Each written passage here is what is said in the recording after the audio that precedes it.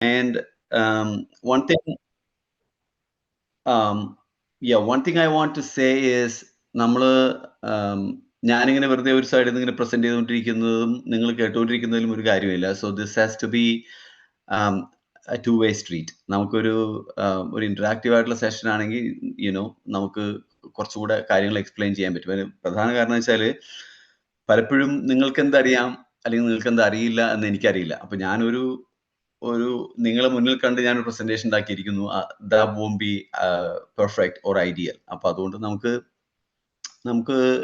കുറച്ച് ചോദ്യങ്ങൾ ചോദിക്കുകയാണെങ്കിൽ we can do much better. All right. ഞാൻ I am doctor Najeeb Kuzhiyal. ഞങ്ങളൊരു ഹയർ എഡ്യൂക്കേഷൻ കൺസൾട്ടിങ് കമ്പനി നടത്തുന്നുണ്ട്, നാട്ടിലും ഇവിടെയും ഒക്കെ ആയിട്ട്. It's called Voyed. I have my 3 other colleagues who are in the UK, Finland, and in India. എന്നെ കുറിച്ച് പറയുകയാണെങ്കിൽ I am a BTech in chemical engineering from government engineering college Thrissur. അത് കഴിഞ്ഞ് ഞാൻ കുറച്ചാലും ഇന്ത്യൻ ഓയിൽ കോർപ്പറേഷനിൽ വർക്ക് ചെയ്തിരുന്നു, ബാംഗ്ലൂർ. എന്നിട്ട് അതിനിടയിൽ ഞാൻ I got a scholarship to go to university of Leeds and I did my MS in combustion and energy there. അത് കഴിഞ്ഞിട്ട് ഞാൻ അപ്പോൾ എനിക്ക് റീസെർച്ചിലൊക്കെ കുറച്ചുകൂടി താല്പര്യം തോന്നി. അപ്പോൾ I decide to do a PhD. അപ്പോൾ ഞാൻ എന്നിട്ട് ഇവിടെ US വന്നിട്ട് ഐവ സ്റ്റേറ്റ് യൂണിവേഴ്സിറ്റിയിൽ ബയോ റിന്യൂവബിൾസിൽ PhD ചെയ്തു. And then as I said, I was working in Indian Oil undergrad കഴിഞ്ഞിട്ട്. ഇവിടെ when I was defending, I got 2 jobs. അപ്പോൾ അത് പറഞ്ഞാൽ ഞാൻ GE ട്രാൻസ്പോർട്ടേഷനിൽ ഫ്യൂൽസ് ആൻഡ് ലൂബ്രിക്കൻസ് ടെക്നോളജിസ്റ്റ് ആയിട്ട് ജോലിക്ക് കയറി. അത് കഴിഞ്ഞ് last 6 years I've been working at ExxonMobil Corporation as a in research. I'm working in Mobil 1 synthetic lubricants research. ഞാനൊരു ബുക്ക് എഴുതിയിട്ടുണ്ട് എഞ്ചിനീയറിംഗിനെ കുറിച്ച്, സ്പിരിറ്റ് ഓഫ് എഞ്ചിനീയറിംഗ് എന്ന് പറഞ്ഞിട്ട്. അത് ആമസോണിലുണ്ട്, അത് ഇന്ത്യയിലും അവൈലബിൾ ആണ്. അത് എന്താണ് എഞ്ചിനീയറിംഗ് എന്നുള്ളത് വളരെ സിമ്പിൾ ആയിട്ട് എക്സ്പ്ലെയിൻ ചെയ്യുന്ന ഒരു കഥയിലൂടെ എക്സ്പ്ലെയിൻ ചെയ്യുന്ന ഒരു ബുക്കാണ്. 2 കുട്ടികളുടെ കഥയിലൂടെയാണ് എന്താണ് എഞ്ചിനീയറിംഗ് എന്ന് എക്സ്പ്ലെയിൻ ചെയ്യുന്നത്. ആ ഒരു ബുക്ക് ഞാൻ പബ്ലിഷ് ചെയ്തിട്ടുണ്ട്. 2017 ആദ്യം ഇവിടെ US പബ്ലിഷ് ചെയ്തത്. പിന്നെ ഇന്ത്യയിൽ 2019 പബ്ലിഷ് ചെയ്തത്. All right, read it at your leisure. Today നമ്മുടെ topic, an overview.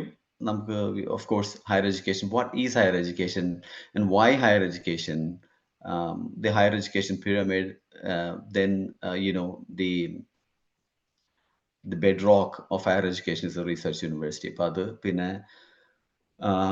The admission process, criteria for admission, how do we prepare, and then what are the opportunities for scholarships. And of course, this is what I have prepared, but then we can cover whatever you guys have in your mind. Okay, what is higher education? എന്താണ് higher education? Higher education, നമ്മൾ school കഴിഞ്ഞിട്ട് basically high school കഴിഞ്ഞിട്ട് എന്ത് പഠിച്ചാലും അത് higher education ആണ്. But it has to lead to a degree, എങ്കിൽ മാത്രം ഹയർ എഡ്യൂക്കേഷൻ എന്ന് പറയുള്ളൂ. അല്ലാണ്ട് ഇപ്പൊ നമ്മുടെ ജോലിയുടെ ഭാഗമായിട്ടും ഒക്കെ ഒരുപാട് കാര്യങ്ങൾ പഠിക്കുന്നുണ്ടാവും, പക്ഷെ അതൊന്നും ഒരു ഹയർ എഡ്യൂക്കേഷൻ എന്ന് നമ്മൾ വിളിക്കാറില്ല. ഹയർ എഡ്യൂക്കേഷൻ എന്ന് പറയുന്നത് it has to have education after high school that leads to an academic degree. അതാണ് ഒരു ഇമ്പോർട്ടൻ്റ് ആയിട്ടുള്ള കാര്യം അബൌട്ട് ഹയർ എഡ്യൂക്കേഷൻ. അത് പലതുണ്ട്. There are 2-year degrees, 3-year degrees, undergraduate degree, masters, PhD, അങ്ങനെ ഒരുപാടുണ്ട്. അപ്പൊ അതില് ഇപ്പൊ ഇവിടെ US ആണെങ്കിൽ 2-year ഡിഗ്രി, അസോസിയേറ്റ് ഡിഗ്രി എന്ന് പറഞ്ഞിട്ട് കിട്ടും. അത് ചെറിയ കോളേജുകൾ, കമ്മ്യൂണിറ്റി കോളേജുകളാണ് പഠിക്കുന്നത്. ഇപ്പൊ നാട്ടില് 3-year ഡിപ്ലോമ ഉണ്ട് വേണമെങ്കിൽ. അതുണ്ട്. കാരണം ഡിപ്ലോമ എന്ന് പറയുന്നത് മിക്ക ടെക്നിക്കൽ സ്കില്ലുകൾ ഇമ്പ്രൂവ് ചെയ്യാനുള്ളതാണ്. പിന്നെ അണ്ടർ ഗ്രാജുവേറ്റ് ഡിഗ്രി, അതായത് ഇവിടെ നമ്മൾ US അണ്ടർ ഗ്രാജുവേറ്റ് എന്ന് പറയുന്നത് നമ്മൾ അവിടെ ഗ്രാജുവേറ്റ് ഡിഗ്രി എന്നാണ് പറയുന്നത് നാട്ടില്. അപ്പോ BA, BSc അല്ലെങ്കിൽ BTech ഒക്കെ അണ്ടർ ഗ്രാജുവേറ്റ് ഡിഗ്രികളാണ്. അത് നമ്മൾ പഠിക്കുന്നു. സത്യത്തിൽ നമ്മൾ എന്താണ് ഒരു അണ്ടർ ഗ്രാജുവേറ്റ് ഡിഗ്രിയിൽ നമ്മൾ എന്താണ് ചെയ്യുന്നത് വെച്ചാല്, സ്കൂളില് basic understanding of science, math, social sciences, political science, അതിൻ്റെയൊക്കെ ഒരു ബേസിക് അണ്ടർസ്റ്റാൻഡിങ് മാത്രമാണ് നമുക്ക് സ്കൂളിൽ നിന്ന് കിട്ടുന്നത്, ഹൈസ്കൂൾ വരെ. and then we don't specialize much. Okay, നമ്മൾ +1 +2 നമ്മൾ കുറച്ച് സയൻസ് എടുക്കുമെങ്കിലും നമ്മൾ ഏതെങ്കിലും ഒരു ഡിസിപ്ലിനിലേക്ക് നമ്മൾ ഒരിക്കലും സ്പെഷ്യലൈസ് ചെയ്യുന്നില്ല സ്കൂളിൽ വെച്ച്. ബട്ട് അണ്ടർ ഗ്രാജുവേറ്റ് ഡിഗ്രിയിൽ നിങ്ങൾ ചെയ്യുന്നത് എന്താ വെച്ചാൽ you are സ്പെഷ്യലൈസിങ്, you are becoming N electrical engineer or A software engineer or whatever, or your BSc physics, you are studying physics, you are studying chemistry, biology. അപ്പോൾ നമ്മൾ ഒരു ഡിസിപ്ലിനിലോട്ട് നമ്മൾ സ്പെഷ്യലൈസ് ചെയ്യാൻ വേണ്ടിയാണ് അണ്ടർ ഗ്രാജുവേറ്റ് ഡിഗ്രി ചെയ്യുന്നത്. And once you finish your undergraduate degree, you are supposed to have skills and knowledge in that area. അതും കുറച്ചൊരു broader ആയിട്ടുള്ള ആ ഡിസിപ്ലിൻ മൊത്തം ഉള്ള ഒരു ബ്രോഡർ നോളജ് ആണ് അണ്ടർ ഗ്രാജുവേറ്റ് ഡിഗ്രി നിങ്ങൾക്ക് കിട്ടുന്നത്. But as you move to masters, you're going to narrow your field again. And then ipo chemistry, then there is a lot of different type of chemistries, right? You can be an organic chemist, you can be a physical chemist, you can be an inorganic chemist, you can be a nuclear chemist. Appo electrochemistry, appo oru udaharanam njan parayana. Appo idupole now when you do a masters, നമ്മൾ വീണ്ടും broader ആയിട്ടല്ല പോകുന്നു. We are narrowing our scope, and then you are going to be specialising. ഇപ്പൊ ഞാൻ masters ചെയ്തത് combustion എനർജിയിലാണ്. It's a part of chemical and mechanical engineering. അല്ലെങ്കിൽ ഇപ്പൊ നിങ്ങൾ മാസ്റ്റേഴ്സ് ചെയ്യാൻ പോകുമ്പോൾ ഇപ്പൊ സോഫ്റ്റ്വെയർ തന്നെയാണ് നിങ്ങൾ ചെയ്യണമെന്ന് ചോദിക്കുക, അത് തന്നെ എന്തെല്ലാം opportunities. You can be in AI, you can be in cyber security. So specialisation is increasing as you go to a masters. And then PhD is further specialization. PhD എന്ന് പറയുമ്പോൾ you are going to concentrate on one particular area of research. അതാണ് നിങ്ങൾ ചെയ്യാൻ പോകുന്നത്. And then എൻ്റെ professor doctor brown ഒരിക്കൽ ഞങ്ങളോട് പറഞ്ഞൊരു കാര്യമുണ്ട്. we were 27 students in his group, Brown's group. അപ്പോൾ എപ്പോഴും ഞങ്ങൾ മാസ്റ്റേഴ്സ് സ്റ്റുഡൻസ് ചോദിച്ചു ഞങ്ങൾക്ക് എപ്പോഴാണ് മാസ്റ്റേഴ്സ് കിട്ടുകയെന്ന്. അപ്പോൾ ഞങ്ങൾ PhD സ്റ്റുഡൻസ് ഞങ്ങൾക്ക് എപ്പോഴാണ് PhD കിട്ടുകയെന്ന്. അപ്പോൾ ഡോക്ടർ ബ്രൗൺ പറഞ്ഞു, ഓക്കെ, നിങ്ങൾ അണ്ടർ ഗ്രാജുവേറ്റ് ഡിഗ്രി ഒക്കെ എല്ലാവരും പഠിച്ചവരാണ്. So you all you had your chemical engineering or mechanical engineering or whatever engineering degree. So you guys are have graduated in a particular discipline. But I will give you a master's when you take a very a new innovative a problem, a serious engineering problem, because we were all in engineering. So you take a serious engineering problem and solve it in an innovative way. I'll give you a master's, and that's your master's thesis. And then you innovate and then you solve that problem. That's your master's thesis, and you get a master's. And then he said, then he looked at us, oh, PhD students, you guys will get a PhD the day you contribute to the science. ഞങ്ങൾ എന്തെങ്കിലും ഒരു project എടുത്ത് innovative ആയിട്ട് ഒരു project ചെയ്തു, എന്നിട്ട് ഒരു book ഉണ്ടാക്കി കൊടുത്തു, ഒരു തീസിസ് നമ്പർ കൊടുത്താൽ we never get a PhD. We have to discover something or we have to invent something. So you have to അന്നാണ് നിങ്ങൾക്ക് PhD കിട്ടുള്ളത്. ഡോക്ടർ ബ്രൗൺ ഞങ്ങൾ ക്ലിയർ ആയിട്ട് പറഞ്ഞു. And it doesn't matter. Usually 5 years കുട്ടികൾക്ക് PhD കിട്ടാറുണ്ട്. 5 years is average, but 6 years നമുക്കറിയാം a lot of people who take 6 years in the US. പക്ഷെ യൂറോപ്പിലെ PhD കുറെ ഫാസ്റ്റ് ആണ്. Usually they get in 3 to 4 years. I'll pause there. Questions?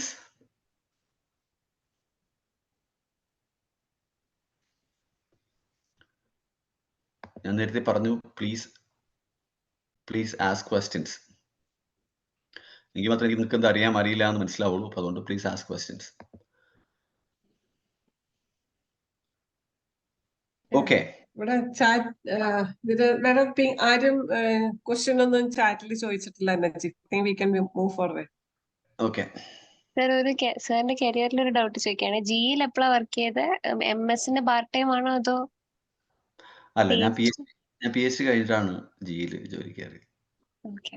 ഞാൻ US PhD ആണ്. അതെ. അപ്പൊ MS ചെയ്തത്? MS UK ചെയ്തത്. University of Leeds in the UK. Yeah. All right. If there's no other question, we'll move forward. Why higher education? Higher education has a purpose. നമ്മൾ വെറുതെ higher education പോവുകയല്ല ചെയ്യുന്നത്. Basically, Oh, sorry, ഇവിടെ ഇത് കാണാൻ പറ്റുന്നില്ല. I'm sorry. I'm going to do this. Oh, really? What happened here?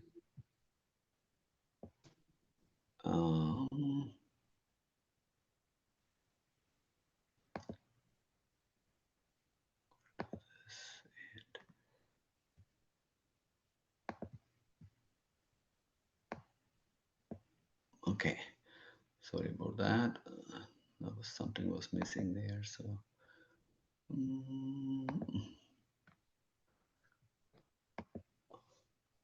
all right. Can you see this slide? Yes, yes. Yes. So, first and foremost thing, നമ്മളിപ്പോ undergraduate പഠിക്കാൻ പോകുന്നതിനൊക്കെ ഉള്ള കാരണം എന്ന് വെച്ചാൽ നമ്മുടെ earning potential ആണ്. You can improve your earning potential by getting a good degree, right? So, US ഒരു കാര്യം പറയാം. I mean, this is true anywhere in the world. A collective study by the Center on Education in Georgetown University found that people who hold a bachelor's degree and work full-time earn 84% more in their lifetime than those with a high school diploma. അത് വളരെ serious ആയിട്ടുള്ള ഒരു വ്യത്യാസമാണ്. If somebody is earning life ടൈമിൽ, if somebody is earning $1 million, ഞാൻ പറയുന്നത് 40 കൊല്ലം work ചെയ്യുമ്പോഴാണ്, and then if you have a bachelor's degree, you will earn 1.84 million, right? So that's a huge improvement. So earning is an important part. അതുകൊണ്ടാണ് നമ്മളൊക്കെ കോളേജിൽ പോകുന്നതും നമ്മളൊക്കെ പഠിക്കുന്നതും ജോലിക്ക് നോക്കുന്നതും ഒക്കെ. കാരണം അതില്ലെങ്കിൽ നമ്മുടെ earning is not going to be great. That's the first reason. പക്ഷെ അതോടൊപ്പം നമ്മൾ എഡ്യൂക്കേഷന്റെ സൈഡ് നോക്കുകയാണെങ്കിൽ it's going to be more and more specialisation, അല്ലേ? ഞാൻ നേരത്തെ പറഞ്ഞു ഓൾറെഡി, നമ്മൾ സ്കൂളിൽ നിന്ന് കോളേജിലോട്ട് വരുമ്പോൾ we are specializing in engineering or chemical engineering or mechanical engineering or physics, chemistry, history, economics, whatever. And okay, പിന്നെ and as you move up again to masters, you are going to increase your specialization. PhD lo varumbo, you are going to do independent research. That's what you're practicing. You get the skills to do independent research on an area and then contribute to the science. അതാണ് PhD യിലോട്ട് വരുമ്പോൾ. പക്ഷെ ഒരുപാട് പേര് ചിലപ്പോൾ മാസ്റ്റേഴ്സിനും PhD ക്ക് പോകുന്നത് ഇങ്ങനെ ഒരു സ്പെഷ്യലൈസേഷന് വേണ്ടി മാത്രമല്ല. Sometimes they want to change their career. ഇപ്പോൾ somebody is working in the area of like an electrical engineer or electronics engineer. They want to move to computer engineering. So you can do a computer engineering master's and then you can change your career. അല്ലെങ്കിൽ somebody is working in economics and they want to move to finance. Okay, go do a master's in finance and then you can go to finance. So those kind of career change is also an important part.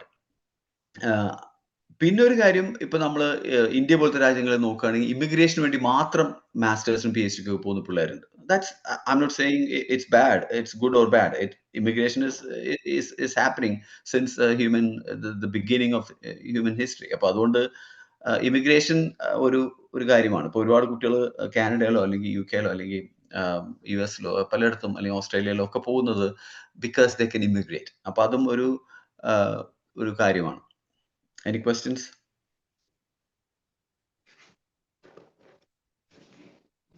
All right. Now we come to the university pyramid.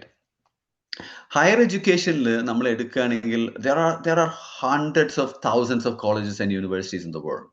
അതിനകത്ത് ശരിക്കും higher എഡ്യൂക്കേഷനിൽ ഇപ്പൊ ഇന്ത്യയിൽ വളരെ clear ആയിട്ടുള്ള ഒരു demarcation ഇല്ല. പക്ഷെ ഇവിടെ US-ലും ഡെവലപ്ഡ് വേൾഡിലും നമുക്ക് ക്ലിയർ ആയിട്ട് അറിയാൻ പറ്റും. There are 3 different types of institutions in universities. അതിന്റെ ഏപെക്സിൽ വരുന്നത്, ടോപ്പിൽ വരുന്ന ഇപ്പോൾ research യൂണിവേഴ്സിറ്റികളാണ്. Let me ask, can you name a couple of universities in the US?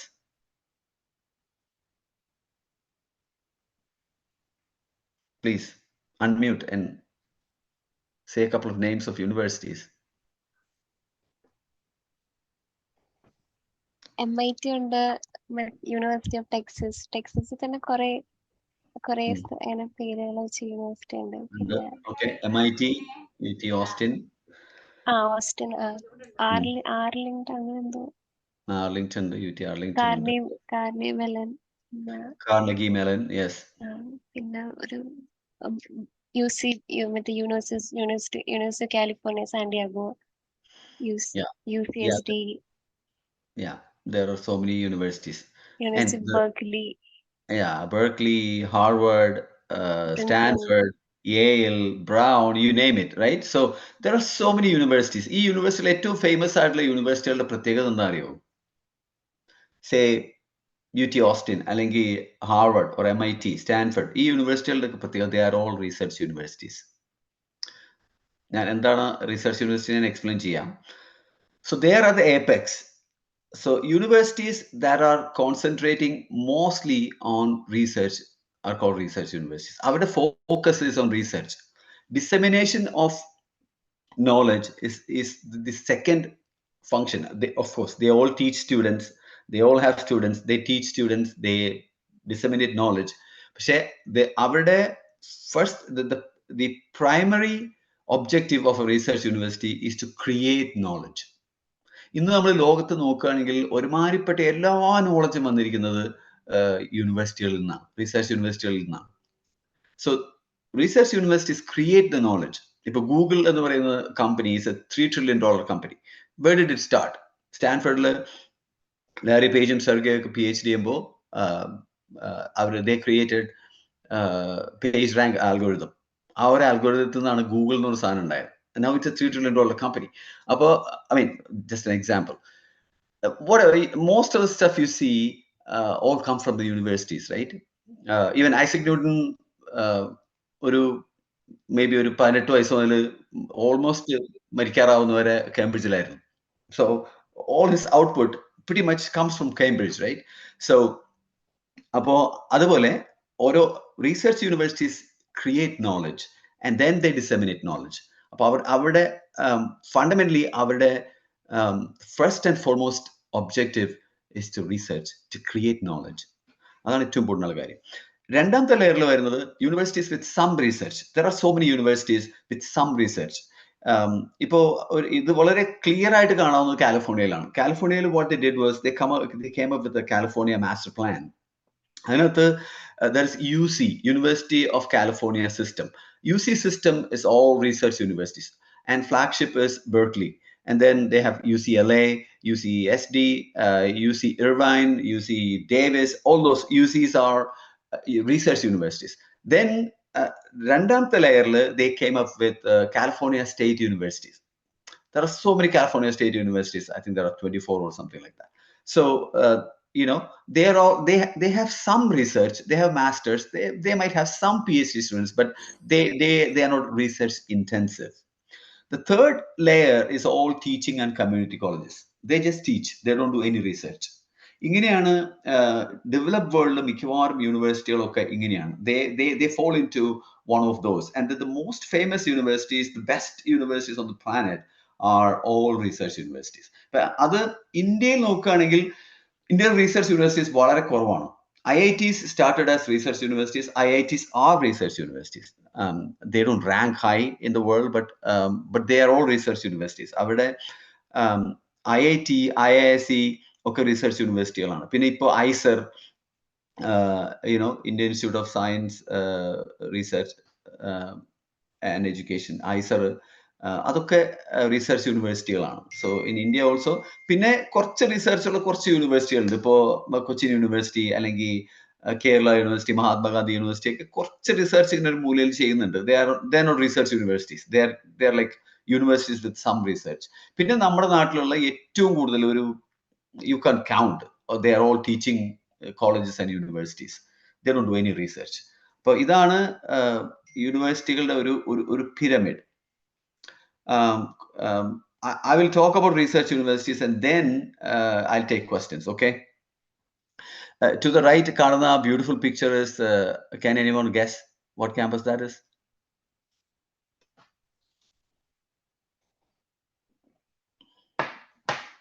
That's Stanford.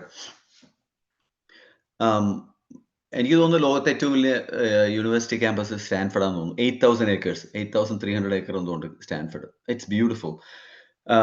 ലെലൻ സ്റ്റാൻഫോർഡിന്റെ എസ്റ്റേറ്റ് ആയിരുന്നു അത്. ലെലൻ സ്റ്റാൻഫോർഡ് അദ്ദേഹത്തിന്റെ സ്വത്തുകളെല്ലാം വിറ്റ് പെറുക്കി. ഇപ്പോഴത്തെ കണക്ക് നോക്കുകയാണെങ്കിൽ he was a billionaire. I mean, he was a multi billionaire. അപ്പൊ അതെല്ലാം വിറ്റ് അദ്ദേഹം ഒരു യൂണിവേഴ്സിറ്റി ഉണ്ടാക്കി. അതാണ് സ്റ്റാൻഫോർഡ് യൂണിവേഴ്സിറ്റി. ലെലൻ സ്റ്റാൻഫോർഡും ജെയിൻ സ്റ്റാൻഫോർഡും കൂടെയാണ് ഈ യൂണിവേഴ്സിറ്റി ഉണ്ടാക്കിയത്. ഓക്കെ. അപ്പോൾ റിസർച്ച് യൂണിവേഴ്സിറ്റിയുടെ പ്രത്യേകത എന്ന് വെച്ചാൽ it's an institution of excellence. They pursue excellence, nothing else matters in a research university. അവിടെയാണ് റിസർച്ച് യൂണിവേഴ്സിറ്റികൾ മുകളിലോട്ട് പോകുന്നതിന് കാരണം വെച്ചാൽ they pursue excellence. പിന്നെ ഒരു കാര്യം, ഈ ലോകത്ത് ടാലന്റഡ് ആയിട്ടുള്ള ഒരാളുണ്ടെങ്കിൽ ആ ആൾക്ക് എവിടെ വേണമെങ്കിലും എത്താൻ, എന്ത് വേണമെങ്കിലും ചെയ്യാനുള്ള എല്ലാ വിധത്തിലുള്ള ഒരു അറ്റ്മോസ്ഫിയർ ഉള്ള ഒരു സ്ഥലത്തെയാണ് നമ്മൾ റിസർച്ച് യൂണിവേഴ്സിറ്റി എന്ന് വിളിക്കുന്നത്. Because they have eminent faculty. Best faculty in the world are available. സ്റ്റാൻഫോർഡിലാണെങ്കിലോ ഓക്സ്ഫോർഡിലോ MIT-ലോ അല്ലെങ്കിൽ you take UT Austin-ഓ എവിടെ എടുത്താലും you have, അല്ലെങ്കിൽ Rice University in our backyard in Houston. അപ്പൊ ഇവിടെയൊക്കെ you have the best eminent faculty. അതാണ് ഒരു യൂണിവേഴ്സിറ്റിയുടെ ഏറ്റവും വലിയ വാല്യൂ എന്ന് പറയുന്നത് ഫാക്കൽറ്റിയാണ്. their capability, and their knowledge, their skills. അതാണ് ഏറ്റവും ഇമ്പോർട്ടൻ്റ് ആയിട്ടുള്ള കാര്യം. അല്ലാണ്ട് ഒരു വലിയൊരു ബിൽഡിംഗ് പണിത് വെച്ചുകൊണ്ട്, ഓഫ് കോഴ്സ് ഈ യൂണിവേഴ്സിറ്റികൾക്കൊക്കെ വേൾഡിലെ ഏറ്റവും കൂടുതൽ ബിൽഡിങ്ങുകൾ ഉണ്ട്, അതില്ലാന്നല്ല ഞാൻ പറയുന്നത്. പക്ഷേ most important thing is eminent faculty. Second thing is world class infrastructure. World class infrastructure just ബിൽഡിങ്ങുകൾ മാത്രമല്ല. ഈ ലോകത്തുള്ള, ഇപ്പൊ ഞാൻ ആയ സ്റ്റേജിൽ പഠിക്കുമ്പോൾ ഞങ്ങൾക്ക് ലോകത്തെ എന്ത് അനലിറ്റിക്കൽ ടെക്നിക്ക് അവൈലബിൾ ആണോ, it was available on the campus. You need an NMR, okay, you have an NMR. You need nano indentation, okay, you have nano indenters. You name it. ഈ ലോകത്ത് എന്തെല്ലാം ടൈപ്പ് അനലിറ്റിക്കൽ ടെക്നിക്സ് ഉണ്ടോ അതൊക്കെ ക്യാമ്പസിലുണ്ട്. We don't have to go anywhere else. അല്ലെങ്കിൽ ഈ ലോകത്ത് എന്തെല്ലാം ഡേറ്റ പബ്ലിഷ് ചെയ്തിട്ടുണ്ട്, they are all accessible from the campus. അപ്പോൾ ആ infrastructure, world class infrastructure is very, very important. അതാണ് റിസർച്ച് യൂണിവേഴ്സിറ്റികളുടെ പ്രത്യേകത. Of course brilliant peers. Research യൂണിവേഴ്സിറ്റികളിൽ usually you get the best students, right? So you have brilliant peers. ആ peer to peer interaction ഇപ്പോൾ എനിക്കൊക്കെ ഒരുപാട് ഗുണം ചെയ്തിട്ടുള്ളതാണ് peer to peer interaction. The culture of excellence. നമ്മുടെ ജീവിതത്തിൽ നമ്മളെ മുന്നോട്ട് നയിക്കുന്ന ഏറ്റവും വലിയൊരു കാര്യം എന്ന് പറയുന്നത് കൾച്ചറാണ്. മേ ബി എനിക്കൊരു 10 മണിക്കൂർ ക്ലാസ് എടുക്കാൻ പറ്റും കൾച്ചറിനെ കുറിച്ച്. Culture of excellence is very, very, very important. അപ്പോൾ റിസർച്ച് യൂണിവേഴ്സിറ്റിയുടെ ഏറ്റവും വലിയ പ്രത്യേകത എന്ന് വെച്ചാൽ, വൈ ഈസ് MIT ബിൽഡിങ്ങുകളൊന്നുമല്ല. MIT ഹാസ് എ കൾച്ചർ, അല്ലെങ്കിൽ Harvard has a culture, Stanford has a culture, UT Austin has a culture. അപ്പോൾ ആ ഒരു സാധനം, that's very, very, very, very important. Another thing is interdisciplinary. നമ്മൾ പലപ്പോഴും ഞാൻ കെമിസ്ട്രി പഠിക്കുന്നു, ഞാൻ ഫിസിക്സ് പഠിക്കുന്നു, ഞാൻ അത് പഠിക്കുന്നു. It doesn't matter. When it comes to solving a problem, problems are interdisciplinary, right? A problem doesn't pause in front of you and say, oh, I'm chemistry problem, I'm a physics problem. No, that doesn't happen, unfortunately. Problems are interdisciplinary. For example, ഇപ്പോൾ നമ്മൾ പറയുകയാണെങ്കിൽ ഇപ്പോൾ ഏറ്റവും വലിയൊരു കാര്യം എന്ന് വെച്ചാൽ, ഇപ്പൊ ഞങ്ങളൊക്കെ തന്നെ വർക്ക് ചെയ്യുന്ന ഒരു ഏരിയയാണ് ഇലക്ട്രിക് കാർസ്, റൈറ്റ്? ഇലക്ട്രിക് കാർസിന്റെ ഫ്ലൂയിഡ്സിൽ ഞാൻ ഒരുപാട് വർക്ക് ചെയ്യുന്നുണ്ട്. ഇലക്ട്രിക് കാർസിനകത്ത് എന്തെല്ലാം സാധനങ്ങളാണ് ഞങ്ങൾ നോക്കുകയാണെങ്കിൽ, we have a lot of electrical engineers, computer engineers, electronics engineers, mechanical engineers, material science folks, physicists, electrochemists, chemical engineers, you name. എല്ലാവരും കൂടിയാണ് ഈ സാധനത്തിൽ വർക്ക് ചെയ്യുന്നത്. If you just take ടെസ്ലയിലെ എല്ലാ type ആൾക്കാരുണ്ടെന്നുള്ളതാണ്. And we all work together to solve this problem, അപ്പോൾ problems R interdisciplinary. Research യൂണിവേഴ്സിറ്റികളുടെ ഏറ്റവും വലിയ പ്രത്യേകത അതാണ്. They can always do interdisciplinary studies and research and solve problems. Of course, exposure to cutting edge research. അടുത്ത 20 കൊല്ലം, അടുത്ത 30 കൊല്ലം ഈ ലോകം എങ്ങോട്ട് പോകണം എന്ന് തീരുമാനിക്കുന്നത് റിസർച്ച് യൂണിവേഴ്സിറ്റികളാണ്. അപ്പൊ അത് വളരെ ഇമ്പോർട്ടൻ്റ് ആയിട്ടുള്ള കാര്യമാണ്. Then eminent alumni and industry network. അസാധ്യ നെറ്റ്വർക്കാണ് ഈ യൂണിവേഴ്സിറ്റികൾക്കൊക്കെ. ഈ യൂണിവേഴ്സിറ്റികളിലൊക്കെ പഠിച്ച പിള്ളേരെല്ലാവരും, സ്റ്റുഡൻസ് എല്ലാവരും പലയിടത്തും ടോപ്പ് ലെവലിലാണ്. അപ്പോൾ you can easily network with them. And of course hub of industry and academia collaboration. Huge massive collaborations ആണ് ഈ യൂണിവേഴ്സിറ്റികളൊക്കെ ചെയ്യുന്നത് ഇൻഡസ്ട്രികളായിട്ട്. ഇപ്പോൾ ഞങ്ങൾ എക്സോൺ മൊബൈൽ തന്നെ we work with many universities in the world. ഞങ്ങൾ ഫണ്ട് ചെയ്യുന്നത് ഞങ്ങൾ മാത്രമല്ല, എല്ലാ മേജർ കമ്പനികളും they all work with the universities, and millions and millions of funding. I'll just show you how big these universities are in a minute. അതിനു മുമ്പ് any questions on research universities?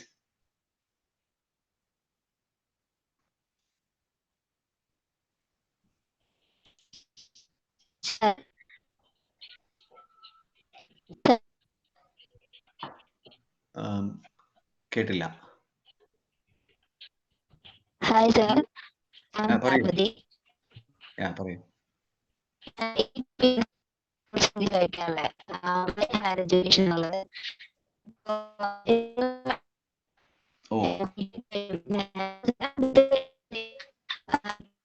Parvathi voice കുറച്ച് cut ചെയ്ത് പോകുന്നുണ്ട്.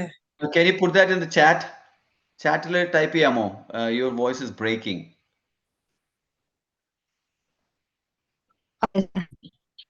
Chat ഇടാമോ? ദീപ്തി ഒന്ന് വായിക്കാമോ അത് chat? ശരി ശരി, പാർവതിയെ ഒന്ന് ചാറ്റിൽ മെസ്സേജ് ഇട്ടേക്കിട്ടാ, കാരണം വോയിസ് കുറച്ച് കട്ട് ചെയ്ത് പോവുകയായിരുന്നു.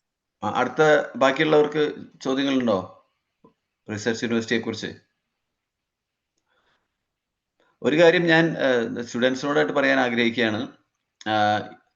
Is there A stupid question? ഉണ്ടോ ഈ ലോകത്ത്? സ്റ്റുപ്പിഡ് ക്വസ്റ്റ്യൻ എന്ന സാധനം ഉണ്ടോ? നമ്മൾ പലപ്പോഴും ചോദ്യങ്ങൾ ചോദിക്കാത്തതെന്ന് വെച്ചാൽ, ഞാൻ ചോദിക്കുന്നത് സ്റ്റുപ്പിഡ് ക്വസ്റ്റ്യൻ ആണോ എന്ന് വെച്ചിട്ടാണ് പലപ്പോഴും നമ്മൾ. പിന്നെ നമ്മുടെ ഇന്ത്യയിൽ നമുക്ക് നമ്മുടെ ഒരു എഡ്യൂക്കേഷൻ രീതിയിൽ ചെറുപ്പം മുതലേ ചോദ്യങ്ങൾ ചോദിക്കാൻ പാടില്ല.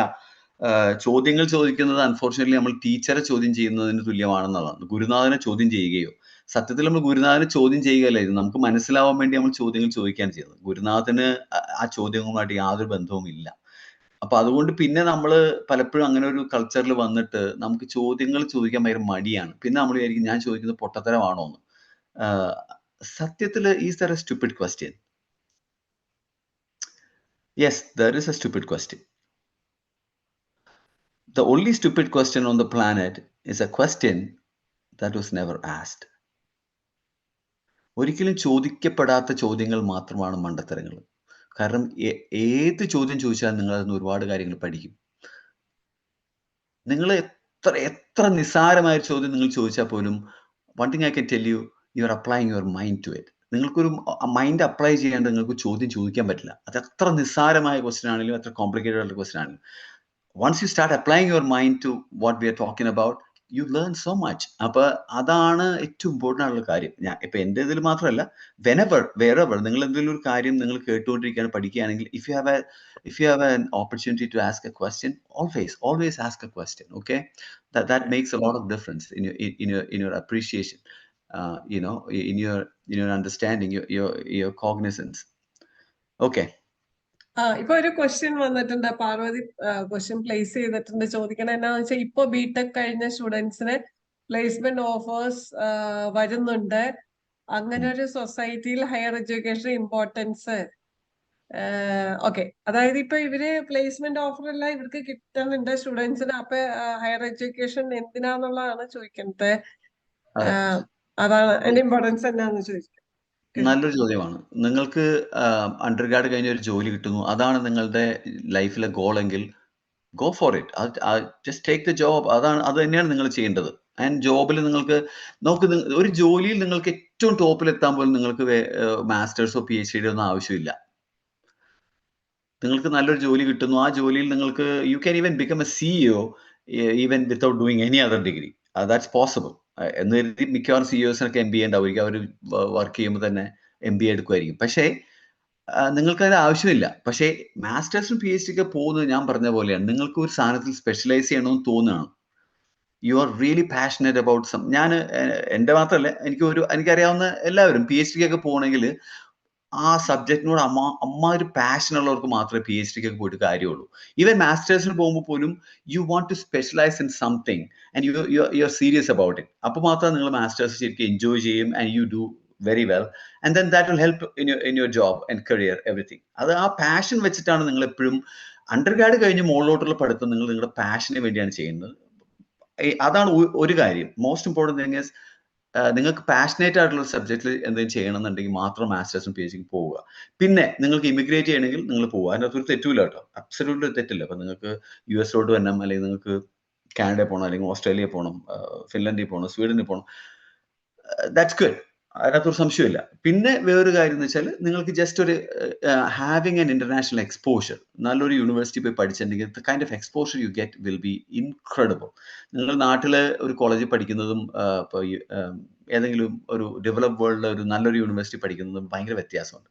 ആ ഒരു എക്സ്പോഷർ, അങ്ങനത്തെ കാര്യങ്ങൾക്ക് വേണ്ടി മാത്രമേ പോവേണ്ടൂ. Parvathi's question is very very relevant, അതിനകത്തൊരു സംശയമില്ല. Excellent question. Okay okay, thank you Najeeb. പിന്നെ വേറെ ക്വസ്റ്റ്യൻ ഒന്നും വന്നിട്ടില്ല എന്ന് നോക്കട്ടെ. അപ്പൊ ഓക്കെ, പിന്നെ ഒരു ക്വസ്റ്റ്യൻ വന്നത് അർച്ചന ചോദിച്ചിട്ടുണ്ട്, is there good research opportunity in India? പിന്നെ ഇന്ത്യയിൽ എത്രയോ കുട്ടികൾ റിസർച്ച് ചെയ്യുന്നുണ്ട്. അതിന് ഗേറ്റ് എഴുതണം, എന്നിട്ട് മാസ്റ്റേഴ്സ് ചെയ്യണം. ഇന്ത്യയിൽ മാസ്റ്റേഴ്സ് ഉണ്ടെങ്കിൽ PhD പോകാൻ പറ്റുള്ളൂ. പിന്നെ നെറ്റ് എഴുതിയെടുക്കാന്ന് ഇരിക്കും, എന്നാൽ മാത്രമേ നിങ്ങൾക്ക് സ്കോളർഷിപ്പ് കിട്ടുള്ളൂ ഇന്ത്യയിൽ. അപ്പൊ എല്ലാ IITസിലും ഇഷ്ടംപോലെ PhD ഓപ്പർച്യൂണിറ്റി ഉണ്ട്. IIScയിൽ ഇഷ്ടംപോലെ PhD ഓപ്പർച്യൂണിറ്റി ഉണ്ട്. ഐസറുകൾ PhD ഓപ്പർച്യൂണിറ്റികൾ ഉണ്ട്. Lot of PhD opportunities in India, definitely. Okay, പിന്നെ വേറൊരു ക്വസ്റ്റ്യൻ വന്നിട്ടുണ്ട്, ബിച്ചു ചോദിച്ചത്, can be pursue an MBA in these institutes? അതായത് ഇപ്പൊ നജീബ് നേരത്തെ എക്സ്പ്ലെയിൻ ചെയ്ത after BTech without working experience.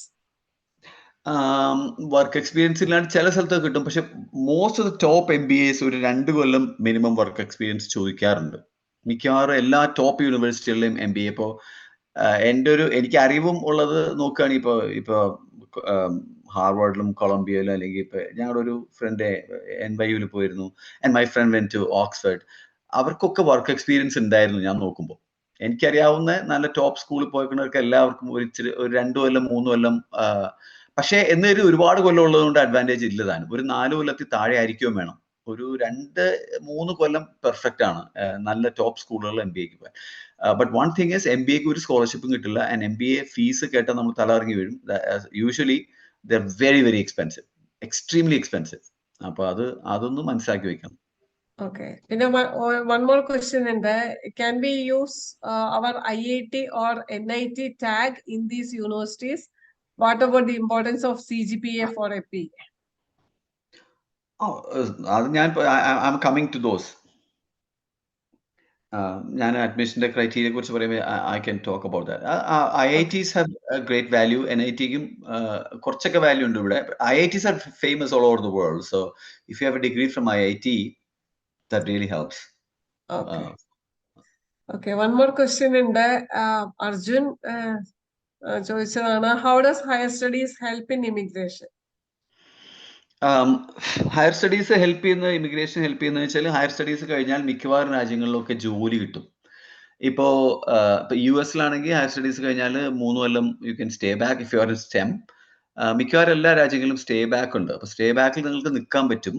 And then ഇപ്പൊ US H1B അപ്ലൈ ചെയ്യണം. ഇപ്പൊ H1B ഇത്തിരി ടഫാണ്. നേരത്തെ H1B ഈസി ആയിട്ട് കിട്ടുമായിരുന്നു. ഇപ്പോ H1B 1 in 5 കിട്ടുന്നുള്ളൂ. കാരണം there is only 85,000 H1B and 500,000 people apply. അപ്പൊ ആ ഒരു പ്രശ്നം ഉണ്ട് US. എല്ലാവർക്കും H1B കിട്ടിയെന്ന് വരില്ല. പക്ഷെ ഇപ്പൊ കാനഡയിലൊക്കെ ആണെങ്കിൽ നല്ല അത്യാവശ്യം കൊള്ളാവുന്ന യൂണിവേഴ്സിറ്റിയിൽ പഠിച്ചു കഴിഞ്ഞാൽ U get A job. And then അവിടെ താമസിച്ച 3 കൊല്ലം അവർ കൺസിഡർ ചെയ്യും. ജസ്റ്റ് ആഫ്റ്റർ 2 കൊല്ലം മാസ്റ്റേഴ്സും 1 കൊല്ലം അവിടെ വർക്ക് ചെയ്യുകയും ചെയ്താൽ you can get A PR in Canada. 1 കൊല്ലം കഴിഞ്ഞാൽ നിങ്ങൾക്ക് സിറ്റിസൺഷിപ്പ് കിട്ടും കാനഡയിൽ. Very similar thing in Australia. ഓസ്ട്രേലിയയിൽ മാസ്റ്റേഴ്സ് ചെയ്തിട്ടുണ്ടെങ്കിൽ അവിടെ സ്റ്റേ ബാക്ക് ഉണ്ട്. എന്നിട്ട് അവിടെ ജോലി കിട്ടി കഴിഞ്ഞാൽ നിങ്ങൾ ആ പോയിന്റ്സ്, അവിടുത്തെ ഇമിഗ്രേഷനുള്ള പോയിന്റ് നമ്മൾ ക്വാളിഫൈ ചെയ്യും. അപ്പോൾ you can file four A PR file ചെയ്യാൻ പറ്റും. UK വളരെ ബുദ്ധിമുട്ടാണ് ഇപ്പോഴത്തെ അവസ്ഥയിൽ. UK വർക്ക് വിസ കിട്ടാനും അവിടെ സ്റ്റേ ബാക്ക് എന്നൊരു 3 കൊല്ലം സ്റ്റേ ബാക്ക് കൊടുക്കും അവര്. പക്ഷേ അത് കഴിഞ്ഞാൽ പിന്നെ അവിടെ ജോലി കിട്ടാനും PR സാധ്യത വളരെ കുറവാണ്. ഇപ്പൊ UK പോകുന്ന പിള്ളേരൊക്കെ അവിടെ മീനിയൽ ജോബ്സ് ചെയ്താണ് നിൽക്കുന്നത്. വിച്ച് ഇസ്, നിങ്ങൾക്കൊരു കരിയർ ബിൽഡ് ചെയ്യാൻ താല്പര്യമുള്ള ആരും UK പോകാണ്ടിരിക്കുകയാണ് നല്ലത്. കാരണം നിങ്ങൾ പോയിട്ട് അവിടെ റെസ്റ്റോറൻറ്റിലും പാലിയേറ്റീവ് കെയറിലും വർക്ക് ചെയ്തിട്ട് കാര്യമില്ല. You never build A career. അപ്പൊ പറ്റുമെങ്കിൽ UK പോകാണ്ടിരിക്കുക ഇപ്പോഴത്തെ അവസ്ഥയിൽ. നിങ്ങൾക്ക് ഇമിഗ്രേറ്റ് ചെയ്യണമെങ്കിൽ, പഠിച്ചിട്ട് തിരിച്ചു വരാണെങ്കിൽ UK ഇസ് ഗ്രേറ്റ്. പഠിച്ചിട്ട് 1-2 കൊല്ലം അവിടെ നിന്നിട്ട് തിരിച്ചു വരാനാണെങ്കിൽ ദാറ്റ്സ് ഫൈൻ. പക്ഷെ ഇമിഗ്രേറ്റ് ചെയ്യാനായിട്ടാണെങ്കിൽ UK ആരും പോകരുത്. പിന്നെ ജർമ്മനിയിൽ ലാംഗ്വേജ് അറിയാമെങ്കിൽ German, if you know German very well, getting a job is no big deal and you can stay back there. Germany, even Sweden, ഒക്കെ അങ്ങനെയാണ്. സ്വീഡനിൽ കുറച്ചുകൂടി ഇംഗ്ലീഷ് ഇസ് ഗുഡ്. അപ്പോൾ അതുകൊണ്ട് വലിയ കുഴപ്പമില്ല. Sweden is better than Germany. കാരണം സ്വീഡനിൽ കുറച്ചുകൂടി ആൾക്കാർ ഇംഗ്ലീഷൊക്കെ പറയും. ഫിൻലൻഡിലും ആൾക്കാർ കുറച്ച് ഇംഗ്ലീഷൊക്കെ പറയുമെങ്കിലും ഫിൻലൻഡിൽ ലാംഗ്വേജ് ഇച്ചിരി ഒരു പ്രശ്നമാണ്. അപ്പം അങ്ങനെ ന്യൂസിലൻഡ് ഇസ് ഗ്രേറ്റ്. ന്യൂസിലൻഡിലോട്ട് ഇമിഗ്രേറ്റ് ചെയ്യണം ഭയങ്കര എളുപ്പമാണ്. പക്ഷെ അവിടെ New Zealand economy is such A small economy. അവിടെ ജോലി കിട്ടാത്ത എളുപ്പമല്ല. അപ്പോൾ ഇങ്ങനത്തെ the thing is it's not one size fits all. it depends what you do and where you do, so അത് വളരെ ശ്രദ്ധിച്ച് ചെയ്യേണ്ട ഒരു കാര്യമാണ്. എങ്ങോട്ടെങ്കിലും ഇപ്പോൾ നാട്ടിലെ എഡ്യൂക്കേഷൻ കൺസൾട്ടൻസ് നിങ്ങൾ എങ്ങോട്ടെങ്കിലും കയറ്റി വിടും, അങ്ങനെ കയറി പോകരുത് ഒരു കാരണവശാലും. You have to think about all these factors, എന്നിട്ടേ പോകാവൂ. പോകുന്നത് ഒരു തെറ്റില്ല, പോകുന്നത് ഗ്രേറ്റ്. പക്ഷേ വളരെ ശ്രദ്ധിച്ചിട്ട് look at the pros and cons and then make a decision. Okay. Thank you, Najib. I think we don't have any more questions. Okay. നമുക്ക് 20 minutes ആണ് ട്ടോ റിമൈനിങ് ഉള്ളത്. Okay. Thank you. ഒരു ഉദാഹരണം പറയുകയാണെങ്കിൽ റിസർച്ച്, ഞാൻ പറഞ്ഞില്ല റിസർച്ച് യൂണിവേഴ്സിറ്റികൾ, Harvard research spending, just research spending ആണ് ഞാൻ പറയുന്നത്, വാസ് $1.3 billion ലാസ്റ്റ് ഇയർ. അതായത് 1800 കോടി രൂപ. Stanford was even more, $1.82 billion, 15,000 കോടി രൂപ കഴിഞ്ഞ കൊല്ലത്ത് മാത്രം എക്സ്പെൻഡിച്ചർ ആണ്. University of Oxford, Cambridge, university of Toronto $1 billion, university of British Columbia $511 million, Humboldt University in Germany, in Berlin, in $526 million. TU Munich, Technical University of Munich was about $500 million. അപ്പോൾ ഇവരൊക്കെ spend ചെയ്യുന്നത്, ഞാനൊരു വളരെ കുറച്ച് യൂണിവേഴ്സിറ്റികളുടെ കാര്യം മാത്രമേ പറഞ്ഞു. പക്ഷേ there are so many top universities in the US. യുഎസിലൊരു ആദ്യത്തെ 200 യൂണിവേഴ്സിറ്റികൾ സ്പെൻഡ് ചെയ്യുന്നത് കണ്ടാൽ നമ്മൾ they spend so much of money in research. അപ്പോൾ അതാണ് എൻ്റെ point. And I can tell you a trivia also. ഹാർവാർഡിന്റെയും സ്റ്റാൻഫോർഡിന്റെയും റവന്യൂ ആഡ് ചെയ്യുകയാണെങ്കിൽ കേരള സ്റ്റേറ്റിന്റെ റവന്യൂവിന്റെ ഒപ്പമാണ്. ജസ്റ്റ് 2 യൂണിവേഴ്സിറ്റികളുടെ റവന്യൂ ആണ് ഞാൻ പറയുന്നത്. ഹാർവാർഡിന്റെയും സ്റ്റാൻഫോർഡിന്റെയും കൂടി റവന്യൂ വെറുതെ ആഡ് ചെയ്താൽ കേരള ഗവൺമെന്റിന്റെ റവന്യൂവിന്റെ തുല്യമാണ്. And we have hundreds of such universities in this country, in the US. അപ്പോൾ these universities are huge, massive. They are like ഒരു രാജ്യം പോലെയാണ്. സ്റ്റാൻഫോർഡിന്റെ budget, total budget is more than many countries in the world. അപ്പൊ അങ്ങനെയാണ് ഇവിടുത്തെ പല യൂണിവേഴ്സിറ്റികളും. ഒരു trivia പറഞ്ഞു എന്ന് മാത്രം. Okay, now coming to meat of the matter, admission process. Admission process നിങ്ങൾ റൈറ്റിൽ ബോട്ടം കാണുന്ന അത്ര കോംപ്ലിക്കേറ്റഡ് അല്ല. നമ്മുടെ വിചാരം ഭയങ്കര കോംപ്ലിക്കേഷൻ ആണ്. ആക്ച്വലി അത്രയും കോംപ്ലിക്കേഷൻ ഒന്നുമില്ല. It's pretty simple. മാസ്റ്റേഴ്സ് നമ്മുടെ അഡ്മിഷൻ മിക്കവാറും പോകുന്നത് ഒരു ജനറൽ പൂൾ ഓഫ് അഡ്മിഷനിലോട്ടാണ്. എന്നിട്ട് decided by a committee. Sometimes കുറച്ച് പ്രൊഫസർമാർക്ക് അവരുടെ കയ്യിൽ ഫണ്ടിങ് ഉണ്ടെങ്കിൽ they look for the best masters students and they give some assistantship, scholarship. Assistantship എന്ന് പറഞ്ഞെങ്കിൽ നിങ്ങൾ you work in the lab for that professor on a project and then you get paid മാത്രമല്ല, assistantship കിട്ടി കഴിഞ്ഞാൽ if you get A research assistantship or A teaching assistantship, you get all the tuition paid.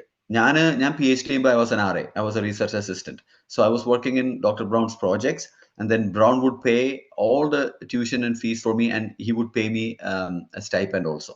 അപ്പോൾ നമുക്ക് നമ്മുടെ കയ്യിൽ നിന്ന് 5 പൈസ ചെലവില്ല ഇഫ് യു ഗെറ്റ് എൻ അസിസ്റ്റൻഷിപ്പ്. പക്ഷെ മാസ്റ്റേഴ്സ് സ്റ്റുഡൻസിന് അസിസ്റ്റൻഷിപ്പ് കിട്ടുന്നത് വളരെ കുറവാണ് ഇപ്പോഴത്തെ അവസ്ഥയിൽ. പണ്ടൊക്കെ കുറച്ചുകൂടി കിട്ടുമായിരുന്നു ഞങ്ങളൊക്കെ വരുമ്പോൾ. ഇപ്പോൾ മാസ്റ്റേഴ്സ് സ്റ്റുഡൻസിന് അസിസ്റ്റൻഷിപ്പ് കിട്ടുക എന്ന് പറഞ്ഞാൽ വളരെ ബുദ്ധിമുട്ടാണ്. But you should always try. അങ്ങനെ കിട്ടുകയാണെങ്കിൽ it's covered, 100% covered. That's A greatest thing. PhD admission വീണ്ടും പല യൂണിവേഴ്സിറ്റികൾ പല പോലെയാണ്. ചില യൂണിവേഴ്സിറ്റികൾ നേരെ നമ്മൾ PhDക്ക് അപ്ലൈ ചെയ്യുന്നു, നമുക്ക് PhDക്ക് അഡ്മിഷൻ കിട്ടുന്നു, എന്നിട്ട് നമ്മൾ പ്രൊഫസറെ സെലക്ട് ചെയ്യുന്നു, എന്നിട്ട് നമ്മൾ ഏതെങ്കിലും പ്രോജക്റ്റിൽ പോകുന്നു. പക്ഷെ ചില യൂണിവേഴ്സിറ്റികളിൽ ചില ഡിപ്പാർട്ട്മെന്റിൽ അങ്ങനെയല്ല. ദേ ചൂസ്, ഒരു പ്രൊഫസർ ചൂസ് ചെയ്യും ഒരു സ്റ്റുഡന്റിന്. Okay, I want this student. നമ്മൾ വരുന്ന അന്ന് പോലെ ആ പ്രൊഫസറോടൊപ്പം ആയിരിക്കും. And then you start working with him or her. അപ്പോൾ they give you PhD students. Develop വേൾഡിൽ if you get a PhD, UK-ലും ഓസ്ട്രേലിയയിലൊക്കെ ഉണ്ടെന്ന് തോന്നുന്നു പെയ്ഡ് PhD. പക്ഷേ US-ലും കാനഡയിലും മിക്കവാറും ജർമ്മനിയിലും മിക്കവാറും എല്ലാ സ്ഥലത്തും PhD is fully funded. PhD നിങ്ങൾക്ക് അഡ്മിഷൻ കിട്ടിയാൽ it's fully funded. You get scholarship and you are covered and you get a stipend. അങ്ങനെയാണ് PhD പൊതുവെ. അപ്പോൾ നിങ്ങൾക്ക് അഡ്മിഷൻ കിട്ടിയില്ലെങ്കിൽ അതിന് കാരണം പലപ്പോഴും ഫണ്ടിങ് ആവാം. if they don't have funding, you don't even get the admission. അവർ അഡ്മിഷൻ തരില്ല, കാരണം അഡ്മിഷൻ തന്നിട്ട് കാര്യമില്ലല്ലോ. അപ്പോൾ അതുകൊണ്ട് പക്ഷേ UK-ൽ എനിക്ക് തോന്നുന്നു ചില യൂണിവേഴ്സിറ്റികളിലൊക്കെ അവർ they give you PhD admission and you can pay and go and do a PhD. ഓസ്ട്രേലിയയിലും അങ്ങനെ ഉണ്ടെന്ന് എനിക്ക് തോന്നുന്നു. But it's not practical. 5 years, how can you pay? It's impossible. അപ്പോൾ നിങ്ങൾ PhD ചെയ്യുകയാണെങ്കിൽ of course it will be covered. അതാണ്, അങ്ങനെയാണ്. പിന്നെ EU-ലും UK-ലും പൊതുവേ ദേ ഹാവ് PhD സ്റ്റുഡൻഷിപ്സ്. അപ്പോൾ അത് അവർ പർട്ടിക്കുലർ PhD പൊസിഷൻസ് അവർ അഡ്വർടൈസ് ചെയ്യും. ആ പൊസിഷനിൽ നമ്മൾ അപ്ലൈ ചെയ്യുന്നു, നമുക്ക് കിട്ടുന്നു. അങ്ങനെയാണ് കൂടുതലും അവിടുത്തെ PhD-കൾ. ക്വസ്റ്റ്യൻസ്?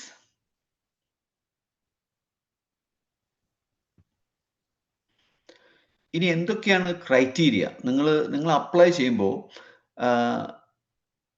ഞാൻ അടുത്ത സ്ലൈഡിൽ I will show you what all things. പക്ഷേ they look at 5 things basically. Four things. Your ability to thrive in academia, അതാണ് ഏറ്റവും ഇമ്പോർട്ടൻ്റ് ആയ കാര്യം. ഇപ്പം നമ്മളൊരു നല്ലൊരു യൂണിവേഴ്സിറ്റിയിൽ നിങ്ങളൊന്ന് പഠിക്കാൻ പോവുകയാണെങ്കിൽ you have to be successful. അതാണ് യൂണിവേഴ്സിറ്റിക്ക് വേണ്ടത്. You have to be successful and you have to go into a great career. അതാണ് അവർ നോക്കുന്നത്. അപ്പോൾ നിങ്ങളുടെ ability to thrive in academia എന്നുള്ളതാണ് നിങ്ങൾ നോക്കുന്നത്. And then your passion. ഞാൻ പറഞ്ഞില്ല, മാസ്റ്റേഴ്സ് പോലും മുകളിലോട്ട്, അല്ലെങ്കിൽ ഈവൻ അണ്ടർഗ്രാഡും. ഇപ്പോൾ ഞാനിവിടെ ഇപ്പോൾ US-ലൊക്കെ ഞാൻ അണ്ടർഗ്രാഡ് കുട്ടികളെ ഗൈഡ് ചെയ്യാറുണ്ട്.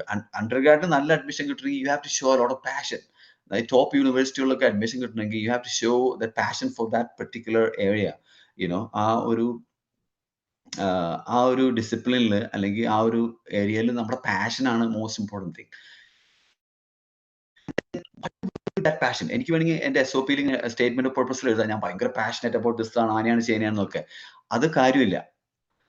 What did you do with that passion? What did you do in your life? Last so many years, what did you do with that passion?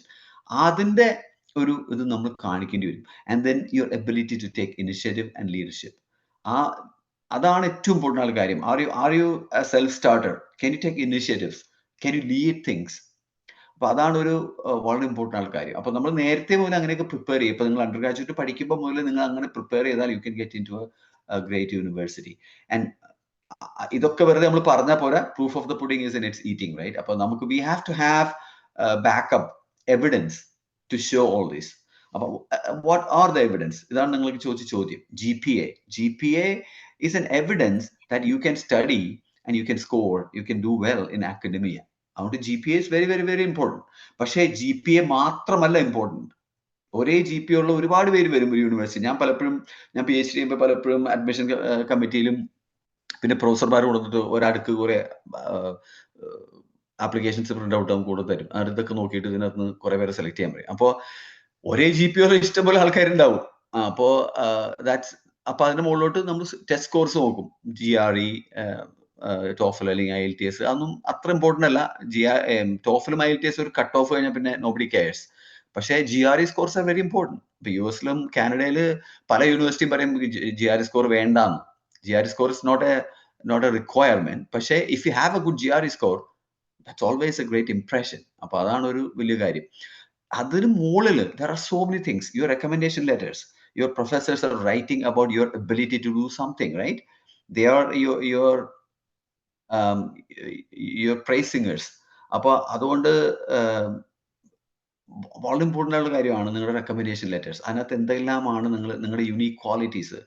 പിന്നെ നിങ്ങളുടെ resume, what did you do? Under ഗ്രാജുവേറ്റ്സിന് resume is very important. Did you do an internship? Did you do a project?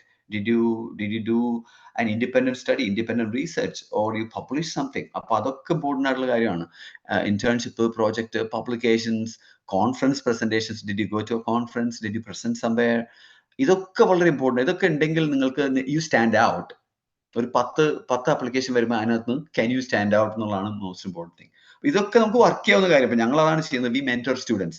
വോയിഡിൽ ഞങ്ങൾ ചെയ്യുന്നത് വെച്ചാൽ ഞങ്ങൾ നേരത്തെ തുടങ്ങിയിട്ട് we mentor students and we give them opportunities to create all these kind of testimonials, these kind of credentials. അത് വളരെ important ആയിട്ടുള്ള കാര്യമാണ്. Did I answer your question? Somebody asked about GPA, right? And നിങ്ങളുടെ institution really matters. If you are from IIT, everybody knows IIT. NITs are not that famous, but NITs people know. Ranking NITs are just below IITs. അപ്പോൾ അതുകൊണ്ട് NIT ഉണ്ട്. Unfortunate thing about ഇന്ത്യയിൽ institution ranking എന്നുള്ള പരിപാടിക്ക് ഇപ്പൊ ഈ അടുത്തിടെ തുടങ്ങിയിട്ടുള്ളൂ. ഭയങ്കര പാടാണ് നമുക്ക് ഇന്ത്യയിൽ നിന്ന് വരുന്ന ഇൻസ്റ്റിറ്റ്യൂഷൻസിനെ റാങ്ക് ചെയ്യാൻ ഭയങ്കര പാടാണ്. പിന്നെ മാർക്ക് ചില യൂണിവേഴ്സിറ്റികൾ തീരെ മാർക്ക് കിട്ടില്ല. ഇപ്പൊ പൂനെ യൂണിവേഴ്സിറ്റിയിൽ 70% മാർക്ക് വാങ്ങാന്ന് പറഞ്ഞാൽ ഭയങ്കര പാടാണ്. പക്ഷേ കാമരാജ് യൂണിവേഴ്സിറ്റിയിലോ അല്ലെങ്കിൽ ഏതെങ്കിലുമൊക്കെ സൗത്തിലുള്ള യൂണിവേഴ്സിറ്റിയിലൊക്കെ 90% മാർക്ക് വാങ്ങുന്നത് വളരെ എളുപ്പമാണ്. അപ്പൊ ഇത് മാർക്ക് തമ്മിൽ കമ്പയർ ചെയ്യാൻ ഭയങ്കര പാടാണ് ഇന്ത്യയിൽ നിന്ന് വരുന്ന കുട്ടികളുടെ GPA എസ്പെഷ്യലി. ഈ അടുത്തിടെയാണ് GPA വന്നേക്കണം. അതും ചില യൂണിവേഴ്സിറ്റികളിൽ GPA ഇസ് അൺബിലീവബിൾ. പക്ഷേ ചില യൂണിവേഴ്സിറ്റികളിൽ GPA ഭയങ്കര കുറവാണ്. അപ്പോൾ പക്ഷെ അവിടെയൊക്കെയാണ് നിങ്ങൾ ടെസ്റ്റ് സ്കോർ. അപ്പൊ GRE നിങ്ങൾക്ക് നല്ല GRE സ്കോർ ഉണ്ടെങ്കിൽ U show that you know your GPAs. നിങ്ങൾക്ക് പറയുകയും ചെയ്യാം ഞങ്ങളുടെ യൂണിവേഴ്സിറ്റി GPA പൊതുവെ ഇങ്ങനെയാണ് എന്നുള്ളത് പറയാം. And to back it up you have your test scores. പിന്നെ നിങ്ങളുടെ പ്രോജക്ട്സും നിങ്ങൾ ചെയ്തിട്ടുള്ള വർക്കുകളും ഒക്കെ വളരെ ഇമ്പോർട്ടൻ്റ് ആണ് നിങ്ങളുടെ അഡ്മിഷനിൽ. ക്വസ്റ്റ്യൻസ്?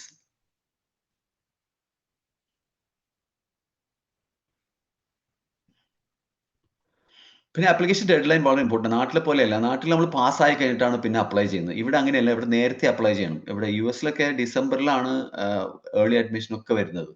അപ്പോൾ if you really need to you know go to a university in the fall of next year, you have to apply this year.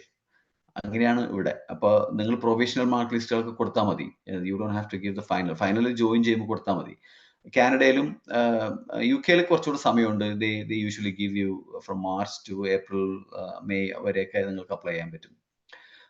ഓസ്ട്രേലിയയിലും കുറച്ചുകൂടെ നേരത്തെ അപ്ലൈ ചെയ്യണം. ഇപ്പോൾ അവിടെ രണ്ട് ഇൻടേക്ക് ഉണ്ട്. അവിടെ ജാനുവരി ഇൻടേക്കും പിന്നെ ഫോൾ ഇൻടേക്കും ഉണ്ട്. അതിന് ഒക്ടോബറിലും ഏപ്രിലുമാണ് അപ്ലൈ ചെയ്യേണ്ടത്. പക്ഷേ mostly I think there most intakes are in January. പിന്നെ EU കൺട്രീസിൽ ഭയങ്കര വേരിയേഷൻ ആണ്. ഇറ്റ് കുഡ് ബി പല രാജ്യങ്ങളിലും പല പോലെയാണ്. ജർമ്മനിയിലൊക്കെ ഒരുപാട് വളരെ തൊട്ടടുത്ത് നമ്മൾ അപ്ലൈ ചെയ്താൽ മതി. പക്ഷേ they have 2 different intakes and stuff. It depends where you apply. പക്ഷേ you have to always think about deadlines much earlier. കാരണം നമ്മൾ പലപ്പോഴും ഡെഡ്ലൈൻ നോക്കുമ്പോഴേക്കും ചിലപ്പോൾ ഡെഡ്ലൈൻ കഴിഞ്ഞു വേണ്ടാവും. അപ്പോൾ അതുകൊണ്ട് നമ്മൾ ഒരു കൊല്ലം മുമ്പേ നമ്മൾ അപ്ലൈ ചെയ്യേണ്ട യൂണിവേഴ്സിറ്റികളുടെ ഡെഡ്ലൈൻ ഒന്ന് നോക്കി വെക്കണം. എന്നിട്ട് അതൊരു എക്സൽ ഷീറ്റിൽ എവിടെയെങ്കിലും ഇട്ട് വെക്കണം. കാരണം അല്ലെങ്കിൽ നമ്മൾ ഇതൊന്നും if you are applying, start as early as possible എന്നുള്ളതാണ് അതിന്റെ ഏറ്റവും ഇമ്പോർട്ടൻ്റ് കാര്യം. പിന്നെ ഹൗ ടു പ്രിപ്പയർ, ഞാൻ പറഞ്ഞ പോലെ GPA ഓഫ് കോഴ്സ് പരമാവധി നല്ല GPA മേടിക്കാൻ നിങ്ങൾക്ക് മാസ്റ്റേഴ്സിനോ PhD പോകണമെങ്കിൽ take test. GRE, TOEFL, IELTS ഒക്കെ. അതിൽ TOEFL IELTS ഒക്കെ വെറുതെ ജസ്റ്റ് പ്രാക്ടീസ് ചെയ്താൽ you can score, no big deal. GREയും വളരെ എളുപ്പമാണ്. GREയും ഒട്ടും ടഫായിട്ടുള്ള ഒരു എക്സാമേ അല്ല. GRE വളരെ എളുപ്പമുള്ള അതാണ്. പക്ഷേ യു ഹാവ് ടു പ്രാക്ടീസ്. നന്നായിട്ട് പ്രാക്ടീസ് ചെയ്തില്ലെങ്കിൽ GRE യു ക്യാൻ ടാങ്ക് അപ്പോൾ അത് ഭയങ്കര ഒരു ഇതായിട്ടൊരു കാര്യമാണ്. ടെസ്റ്റ് ടേക്കിംഗ് ആണ് മോസ്റ്റ് ഇമ്പോർട്ടൻറ്റ് GREയിൽ. മാത്തൊക്കെ 12ാം ക്ലാസ് വരെയുള്ള മാത്തൊക്കെ ഉള്ളൂ. അതിന് മുകളിലോട്ടുള്ള ഒന്നുമില്ല. പക്ഷേ you have to practice. Just practice. You can നമ്മൾ പൊതുവെ എഞ്ചിനീയേഴ്സ് ഒക്കെ നമ്മളൊക്കെ I think it's 170. We can score 170. No big deal. മാത്തിന്. പിന്നെ ഇംഗ്ലീഷ് GRE ഇംഗ്ലീഷ് ഇത്തിരി ടഫാണ്. നന്നായിട്ട് പ്രാക്ടീസ് ചെയ്താൽ മാത്രമേ സ്കോർ ചെയ്യാൻ പറ്റുള്ളൂ. പക്ഷേ മോസ്റ്റ്ലി സ്റ്റെമ്മിൽ പോകുമ്പോൾ ഇംഗ്ലീഷ് അങ്ങനെ അവരധികം നോക്കില്ല. അപ്പം അതുകൊണ്ട് പക്ഷേ സ്റ്റിൽ യു ഷുഡ് പ്രാക്ടീസ്. പിന്നെ നല്ല റെക്കമെൻഡേഷൻ കിട്ടാൻ നല്ല പ്രൊഫസർമാർ ആ യൂണിവേഴ്സിറ്റിയുള്ള എല്ലാവർക്കും റെക്കമെൻഡേഷൻ കൊടുത്തു വരില്ല. So you have to be careful. Line up your recommenders. ആരൊക്കെ നമ്മളെ റെക്കമെൻഡേഷൻ ലെറ്റർ എഴുതും എന്നൊക്കെ നോക്കിയിട്ട് ചെയ്യുക. As I said, start as early as possible. എന്നിട്ട് ഒരു പ്രോപ്പറായിട്ട് ഒരു പോർട്ട്ഫോളിയോ ഉണ്ടാക്കിയിട്ട് ഓരോരോ സാധനങ്ങൾ കളക്ട് ചെയ്യുകയും എല്ലാം ചെയ്തു വെക്കുക. എന്ത് ചെയ്യണം and come up with a timeline. ഞാൻ ഇന്ന സമയത്ത് ഞാൻ ഇന്ന ദിവസം GRE എടുക്കുന്നു, ഇന്ന ദിവസം ഞാൻ TOEFL അല്ലെങ്കിൽ IELTS എടുക്കുന്നു, ഇന്ന കാര്യങ്ങൾ ഞാൻ ഇത് ചെയ്യുന്നു, റെക്കമെൻഡേഷൻ കിട്ടുന്നു, ആൻഡ് അപ്ലൈ. ആ ഒരു നമ്മളൊരു പ്രോജക്ട് മാനേജ് ചെയ്യണ പോലെ just it's not a big project or anything. പക്ഷേ ടൈം ലൈൻ മാറ്റേഴ്സ്. അപ്പോൾ അതുകൊണ്ട് just come up with a timeline and just do that. And take help if needed. നിങ്ങൾക്ക് അറിയാൻ പാടാത്തുണ്ടെങ്കിൽ we are all available always. We can always advise you. അപ്പോൾ അതുകൊണ്ട് if you need advice, reach out and get advice. Next thing is scholarships. Scholarship ഞാൻ പറഞ്ഞില്ല, masters scholarship അത്ര എളുപ്പമല്ല. There are some scholarships and bursaries. അസിസ്റ്റൻഷിപ്പാണ് US-ലെയും കാനഡയിലെയും ഏറ്റവും number 1 thing. അപ്പോൾ TA teaching assistantship അല്ലെങ്കിൽ research assistantship അത് കിട്ടിക്കഴിഞ്ഞാൽ യു ആർ ഫുള്ളി കവേർഡ്. അതാണ് ഏറ്റവും വലിയൊരു കാര്യം. ചില യൂണിവേഴ്സിറ്റികളൊക്കെ ചിലപ്പോൾ നമുക്ക് ഫുൾ TA അല്ലെങ്കിൽ ഫുൾ RA തരില്ല. They might give you half. അപ്പോൾ അതും that's also good. Again, you don't spend a lot of money. അപ്പോൾ ഹാഫ് കിട്ടിയാൽ പോലും it's a great thing. Then some universities give you tuition waiver. ആ waiver ഇപ്പൊ ചിലപ്പോൾ you might get 50% waiver. You get 30% waiver. അപ്പോൾ ചില കുട്ടികൾക്ക് അത്രയൊക്കെയാണ് കിട്ടുക. അപ്പോൾ ബട്ട് nevertheless, ഇപ്പൊ നിങ്ങൾ പോകാൻ തീരുമാനിച്ചാണെങ്കിൽ even 30% waiver is good, right? It's a lot of money. And then PhD-യിൽ always PhD is fully covered. അതിനകത്ത് waiver അങ്ങനത്തെ ഒന്നുമില്ല. PhDs are covered. And then usually there are scholarships. Full scholarship എന്നുള്ള പരിപാടിയുണ്ട് PhD-ക്ക്. നിങ്ങൾക്ക് ഫണ്ടിങ്ങും സ്കോളർഷിപ്പും കിട്ടുന്നു. ചിലപ്പോൾ ഫെലോഷിപ്പ് ആയിട്ട് ചില institutes give you fellowship. Studentships എന്ന് പറഞ്ഞിട്ട് ചില ഇതുണ്ട്. ഇതെല്ലാം യൂറോപ്പിലാണ്.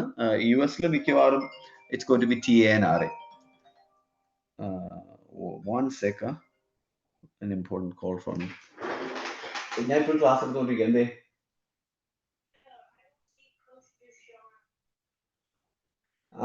I'll send you his number. Okay.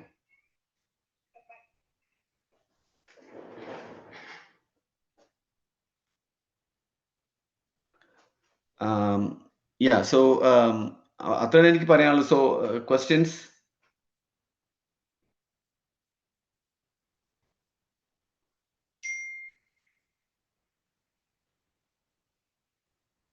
Any questions?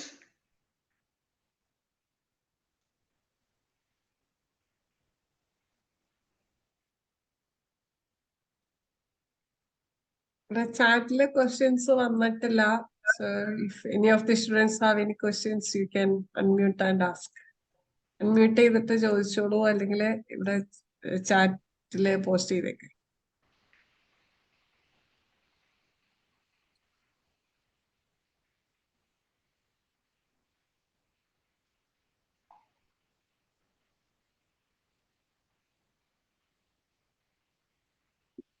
നച്ചി, പിന്നെ ഒരു കാര്യം, ഈ MS plus PhD എന്നുള്ള പ്രോഗ്രാംസ് ഇല്ലേ ചില യൂണിവേഴ്സിറ്റികളിലെ, ഉണ്ട്.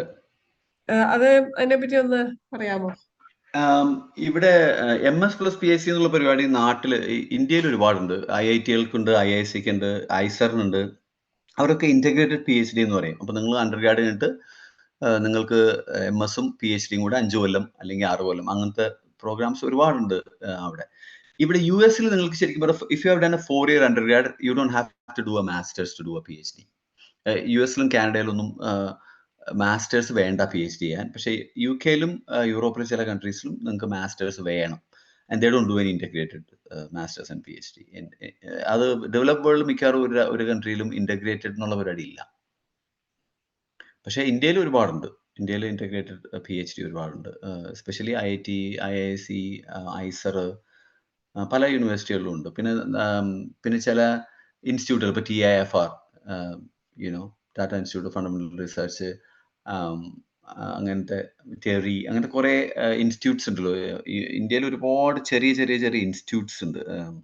അവിടെയൊക്കെ ഇഷ്ടംപോലെ ഇന്റഗ്രേറ്റഡ് PhD ഓപ്പർച്യൂണിറ്റികളുണ്ട്. Good question. Thank you. പിന്നെ ഒരു ക്വസ്റ്റ്യൻ വന്നിട്ടുണ്ട്, അക്ഷയ് ചോദിച്ചത്, does the leadership positions or the extracurricular activities that you did in your college matters? And അതിന്റെ സെക്കൻഡ് പാർട്ടായിട്ട്, should you show them well in the resume if you are applying for engineering courses? Yes, they matter. നിങ്ങളുടെ leadership കാര്യങ്ങൾ. പക്ഷെ ആ ലീഡർഷിപ്പിൽ ഇപ്പോൾ നിങ്ങൾ എന്തെങ്കിലും ക്ലബിൻ്റെതായിട്ടുണ്ടോ? പക്ഷെ അതൊക്കെ they are all good to show. പക്ഷേ ഇപ്പൊ നിങ്ങൾ ഒരു എഞ്ചിനീയറിംഗിലോ അല്ലെങ്കിൽ സയൻസിലോ ആണെങ്കിൽ, നിങ്ങൾ എഞ്ചിനീയറിംഗിലും സയൻസും ചെയ്ത കാര്യങ്ങൾക്കാണ് കുറച്ചും കൂടി. ഇപ്പൊ നിങ്ങളൊരു സയൻസ് ക്ലബിന്റെ ലീഡർ ആയിരുന്നു, എന്നിട്ട് നിങ്ങൾ ആ സയൻസ് ക്ലബിൽ കുറച്ച് കാര്യങ്ങൾ ചെയ്തു, നിങ്ങൾ സെമിനാർ നടത്തി അല്ലെങ്കിൽ അങ്ങനത്തെ. അപ്പൊ സയൻസിൽ അല്ലെങ്കിൽ നിങ്ങളുടെ ഏരിയയിൽ നിങ്ങൾ ചെയ്ത വർക്കിനാണ് വിലയുള്ളത്. ഇപ്പൊ നിങ്ങൾ you are applying for electrical engineering in the US, and then നിങ്ങൾ ഫിലിം ക്ലബിന്റെ പ്രസിഡന്റ് ആയിരുന്നു. ആ പ്രൊഫസർ അത് നോക്കാൻ കൂടിയില്ല. He or she will not even look at it. അപ്പൊ ഡിപ്പെൻഡ്സ് ഓൺ ദ ഏരിയ. നിങ്ങളുടെ ഏരിയയിൽ ഞാൻ പറഞ്ഞില്ലേ, എൻഡ് ഓഫ് ദി ഡേ നമ്മളിപ്പോ ഞങ്ങളൊക്കെ ഇഷ്ടംപോലെ ആളുകളെ ഹയർ ചെയ്യുന്നതാണല്ലോ. അപ്പൊ നമ്മൾ നോക്കുന്ന എന്താണ്, നിങ്ങളുടെ പാഷൻ നിങ്ങൾ എങ്ങനെയാണ് എക്സ്പ്രസ് ചെയ്തിട്ടുള്ളതെന്നാണ്. നിങ്ങൾ പറയുന്നു you are passionate, okay, V accept. How did you express it? Did you do something in that area എന്നുള്ളതാണ്. അപ്പോൾ അക്ഷയ്, നമ്മൾ ഉദ്ദേശിക്കുന്ന ഏരിയയിൽ എന്തെങ്കിലും നമ്മൾ ചെയ്തു, ഫിസിക്സിലാണെങ്കിൽ, പക്ഷേ ഫിസിക്സ് അല്ലേ, ഫിസിക്സിൽ എന്തെങ്കിലും ചെയ്തിട്ടുണ്ടെങ്കിൽ ദാറ്റ്സ് റിയലി വാല്യൂബിൾ. പക്ഷേ you did something, you are a cricket team captain, no one cares. Of course it's a great achievement for you. പക്ഷേ ഇപ്പൊ ഞാൻ നിങ്ങളെ ഹയർ ചെയ്യുന്നത് ക്രിക്കറ്റ് കളിക്കാൻ വേണ്ടിയല്ലല്ലോ, ഞാൻ നിങ്ങളെ ഫിസിക്സിന് വേണ്ടിയാണ് ഹയർ ചെയ്യണമെങ്കിൽ I don't really care about that. Did I answer your question? Yeah. Yes. Okay. Yeah. He responded. Thank you. I got it. Thank you, Akshay. ഇനി എന്തെങ്കിലും ക്വസ്റ്റ്യൻസ് ഉണ്ടോ? As I said, anytime, ask questions, and if you need help, Yeah. let me know. നിങ്ങൾക്ക് unmute ചെയ്തിട്ട് ചോദിക്കാം കേട്ടോ, സംസാരിക്കാം. Hello, actually എനിക്കൊരു question കൂടി ഉണ്ടായിരുന്നു. പറയൂ. So like, if you're applying for masters, if you want scholarships, like are you required to submit some other application as well? So I think I saw that in some 2 universities at least. So is it like generally എല്ലാ യൂണിവേഴ്സിറ്റിയിലും അങ്ങനെയാണോ, like there is a separate scholarship applications or something? അത് വളരെ നല്ലൊരു, it's A good question. ചില യൂണിവേഴ്സിറ്റികളിൽ അങ്ങനെയാണ്. ഇപ്പോൾ ഉദാഹരണത്തിന് UK നിങ്ങൾക്ക് സ്കോളർഷിപ്പിന് നിങ്ങൾ usually you are not just consider, you have to apply for different scholarship separately. ഇപ്പൊ ഞാൻ UK പോയപ്പോൾ I had the Shell centenary Chevening scholarship. അപ്പോൾ ആ സ്കോളർഷിപ്പിന് ഞാൻ സെപ്പറേറ്റ് അപ്ലൈ ചെയ്യാണ് ചെയ്തത്. അത് നമ്മൾ നോക്കണം, സ്കോളർഷിപ്പ്. അതാണ് ഞാൻ പറഞ്ഞത്, സ്കോളർഷിപ്സ് ആൻഡ് ബേഴ്സറീസ് എന്ന് പറഞ്ഞ സാധനമുണ്ട്. അപ്പോൾ എല്ലാ യൂണിവേഴ്സിറ്റിക്കും സ്കോളർഷിപ്പ് എന്നൊരു പേജ് ഉണ്ട്. ആ പേജിൽ പോയിട്ട് നമ്മൾ കുറേ ക്രൈറ്റീരിയ കൊടുത്തിട്ടുണ്ടാവും. ഒരു 10-500 സ്കോളർഷിപ്പ് കാണും. പല സ്കോളർഷിപ്പും അവിടുത്തെ സ്റ്റുഡൻസിന് മാത്രമേ കിട്ടുള്ളൂ. You have to be a citizen. അപ്പൊ അതൊന്നും നമ്മൾ മൈൻഡ് ചെയ്യേണ്ട. പക്ഷെ there are scholarships for international students. പിന്നെ അതിനകത്ത് ചില ക്രൈറ്റീരിയ പറഞ്ഞിട്ടുണ്ടാവും. this looks for these. അപ്പൊ നമുക്ക് പറ്റും എന്ന് തോന്നുന്ന സ്കോളർഷിപ്പിന് എല്ലാം അപ്ലൈ ചെയ്യുക.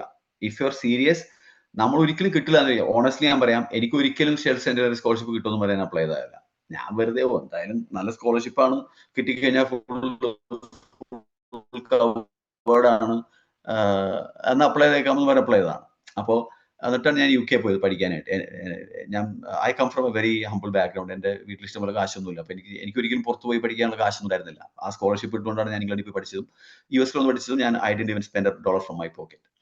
അപ്പൊ സ്കോളർഷിപ്പുകൾ കൊണ്ട് മാത്രം പഠിച്ച മനുഷ്യനാണ് ഞാൻ. അതുകൊണ്ട് പറയാം, സ്കോളർഷിപ്പുകൾ കണ്ടാൽ അപ്ലൈ ചെയ്യാൻ ഒരു മടിയും വിചാരിക്കരുത്. കാരണം നമ്മൾ കിട്ടില്ല എന്ന് വിചാരിക്കേണ്ട ആവശ്യമില്ല. You can always. അപ്പൊ അതുകൊണ്ട് സ്കോളർഷിപ്പ് പല യൂണിവേഴ്സിറ്റികളും സെപ്പറേറ്റ് അപ്ലൈ ചെയ്യണം. പക്ഷേ TA RA പോലത്തെ സാധനങ്ങൾക്ക് നമ്മൾ സെപ്പറേറ്റ് അപ്ലൈ ചെയ്യേണ്ട ആവശ്യമില്ല. അങ്ങനെ ഒരു പരിപാടി ഇല്ല. TA RAക്ക് അങ്ങനെ സെപ്പറേറ്റ് അപ്ലൈ ചെയ്യാന്നുള്ള പരിപാടി ഇല്ല. Usually professors choose U. അപ്പൊ അതുകൊണ്ട് അതില്ല. പക്ഷേ സ്കോളർഷിപ്പ്, ഫെലോഷിപ്പ്, സ്റ്റുഡൻഷിപ്പ്, ഇതിനൊക്കെ നമ്മൾ അപ്ലൈ ചെയ്യണം. You have to apply separately. അപ്പോൾ ഏത് യൂണിവേഴ്സിറ്റിയിലാണ് അപ്ലൈ ചെയ്യണമെങ്കിലും ആ യൂണിവേഴ്സിറ്റിയുടെ സ്കോളർഷിപ്പ് പേജിൽ പോയിട്ട് you have to always look for scholarships. And like for that TA or RA, like are we supposed to write in the SOP that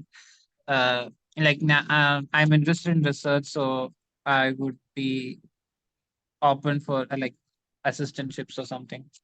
അങ്ങനെ SOP എഴുതണമെന്ന് നിർബന്ധമാണോ? SOP എഴുതൊന്നും വേണ്ട. Everybody knows that if you are coming for a master's, it's a given that you would love a TA or an RA. അതിനകത്തൊരു സംശയമില്ല. അത് എഴുതേണ്ട ആവശ്യമില്ല. പക്ഷെ നമ്മുടെ passion, നമ്മൾ ആ SOPയിൽ പറയുന്നത് ഒരു ഏരിയയിലുള്ള നമ്മുടെ താല്പര്യമാണല്ലോ. അപ്പൊ ആ ഏരിയയിലുള്ള പ്രൊഫസർമാര് അവർക്ക് തോന്നുകയാണ് നമുക്ക് അതിനുള്ള കേപ്പബിലിറ്റി ഉണ്ടെങ്കിൽ they might give you an RA or a TA. Basically നമ്മൾ അത്ര എഫക്റ്റീവായിട്ട് എഴുതുക എന്നുള്ളതാണ്. what exactly we want to do. പിന്നെ നമ്മൾ അപ്ലൈ ചെയ്യുന്ന യൂണിവേഴ്സിറ്റിയിൽ ആ ഏരിയസിലൊക്കെ റിസർച്ച് നടക്കുന്നുണ്ട് എന്ന് ഉറപ്പുവരുത്തലാണ് ഫസ്റ്റ് ചെയ്യേണ്ടത്. കാരണം എല്ലാ യൂണിവേഴ്സിറ്റിയിലും എല്ലാ റിസർച്ചും ഇല്ല. അപ്പൊ അതുകൊണ്ട് നമ്മുടെ ഏരിയയിലുള്ള റിസർച്ചുള്ള യൂണിവേഴ്സിറ്റിയിൽ നമ്മൾ പോകാവൂ എൻ്റെ അഭിപ്രായത്തിൽ. അപ്പോഴാണ് നമുക്ക് RA TA കിട്ടാൻ. ഈവൻ ഫസ്റ്റ് ഇയറിൽ നമുക്ക് ചിലപ്പോൾ ഒന്നും കിട്ടില്ല എന്ന് വരും. എനിക്കറിയാവുന്ന ഒരുപാട് സ്റ്റുഡൻസ് ഉണ്ട്. ഫസ്റ്റ് ഇയറിൽ they didn't have any assistantship, പക്ഷേ second year they got an assistantship. അവിടെ വന്നിട്ട് ആ ഏരിയയിൽ കുറെ വർക്ക് ചെയ്യും, നല്ല GPA ഒക്കെ ആയിക്കഴിഞ്ഞാൽ പ്രൊഫസർമാരെ പോയി കണ്ടിട്ടുണ്ടെങ്കിൽ അവർ ചിലപ്പോൾ നമുക്ക് TA RA തരാം. അങ്ങനെ ഒരുപാട് കുട്ടികൾ കിട്ടിയിട്ടുള്ളത് എനിക്കറിയാം. പക്ഷേ നമ്മുടെ ഏരിയയിൽ റിസർച്ച് ഇല്ലാത്ത സ്ഥലത്ത് പോയാൽ പിന്നെ നിങ്ങളുടെ ചാൻസ് ഭയങ്കര കുറവായി പോകും. അപ്പൊ അതുകൊണ്ട് എപ്പോഴും യൂണിവേഴ്സിറ്റി സെലക്ട് ചെയ്യുമ്പോൾ ഞാൻ പറഞ്ഞ പോലെ there are hundreds of universities, great universities on the planet. അപ്പൊ സെലക്ട് ചെയ്യുമ്പോൾ ശ്രദ്ധിച്ച് സെലക്ട് ചെയ്യണം. അതാണ് ഏറ്റവും ഇമ്പോർട്ടൻ്റ് ആയിട്ടുള്ള കാര്യം.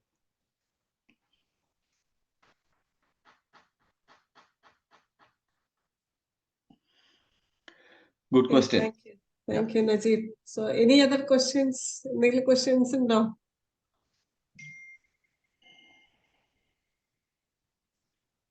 Actually, one more last question. Like, while I looked for master's program, so there was one more option, like not just MS, but there was an option for M engineering, like in certain specific universities. So, is it advisable to apply for M engineering rather than Master of Science, or is it different? MEng mostly ഇത് സംബന്ധിച്ച research component മിക്കവാറും ഉണ്ടാവില്ല. അത് നോക്കണം, അവരുടെ കരിക്കുലത്തിൽ നോക്കണം. Most MEng will not have a research component. You don't have to write a thesis. അപ്പോൾ thesis work ഇല്ലെങ്കിൽ നമുക്ക് റിസർച്ച് ചെയ്യാനുള്ള സാധ്യത കുറവാണ്. അപ്പോൾ നമുക്ക് RA കിട്ടാനുള്ള സാധ്യത ഭയങ്കര കുറവാണ് if you are in MEng. അത് നോക്കിയിട്ട് വേണം ചെയ്യാൻ. I don't suggest doing MEng. MS is better always. പക്ഷേ if it is exactly in your area and if you like it, MEng is mostly taught. You don't have to do a thesis by research. അപ്പോൾ നിങ്ങൾക്ക് RA കിട്ടാനുള്ള സാധ്യത വളരെ കുറവാണ്. So you have to be careful about that. Okay. Akshay നോക്കിയായിരുന്നു അതിനകത്ത് MEngന്റെ they will requirements അവർ പറഞ്ഞിട്ടുണ്ടാവും. To get an MEng ഏതെല്ലാം കോഴ്സ് എടുക്കണം, നിങ്ങൾ എന്തെല്ലാം ചെയ്യണം, thesis അങ്ങനത്തതൊക്കെ. മിക്കവാറും MEngൽ thesis ഉണ്ടാവില്ല. Just go back and look. Okay.